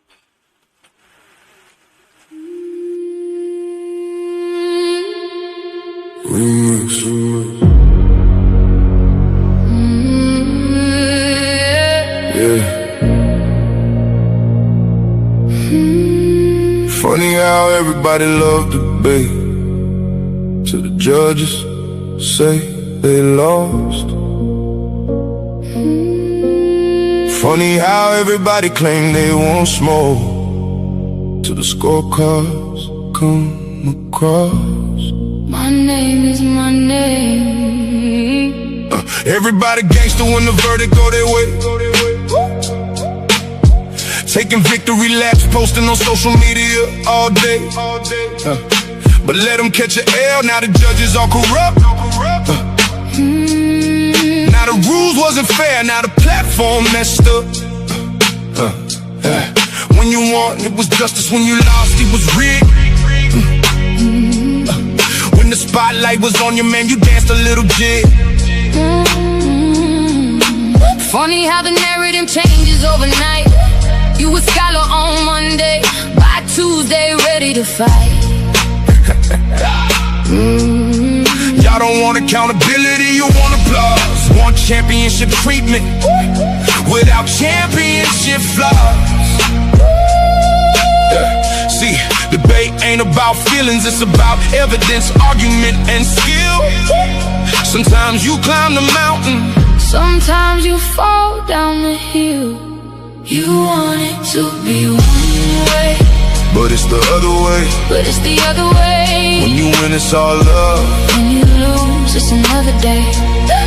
You want it to be one way, but it's the other way. The same judges you praised last month ain't fair today. other way. The facts don't bend for feelings, no matter what you say.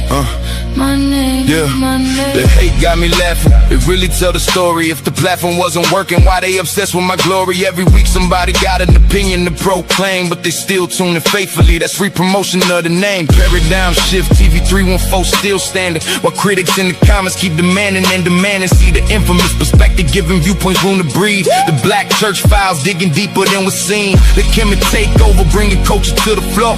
The GT perspective, asking questions they ignore. Here you get many choices. Ladies' night, giving divas voices. Different minds, different paths, different truth. Reaching the elders and the youth.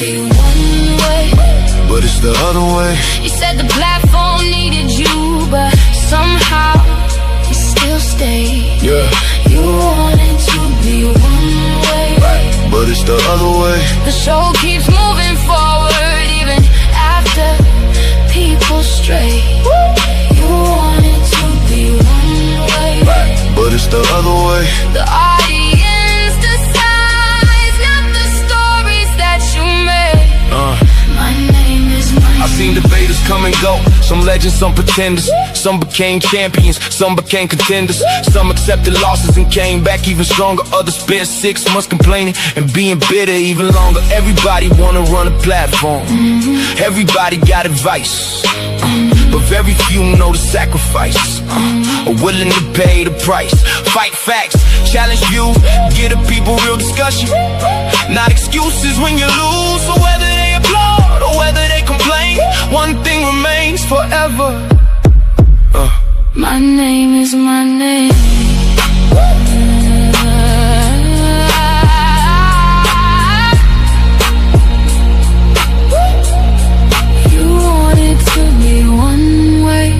But it's the other way.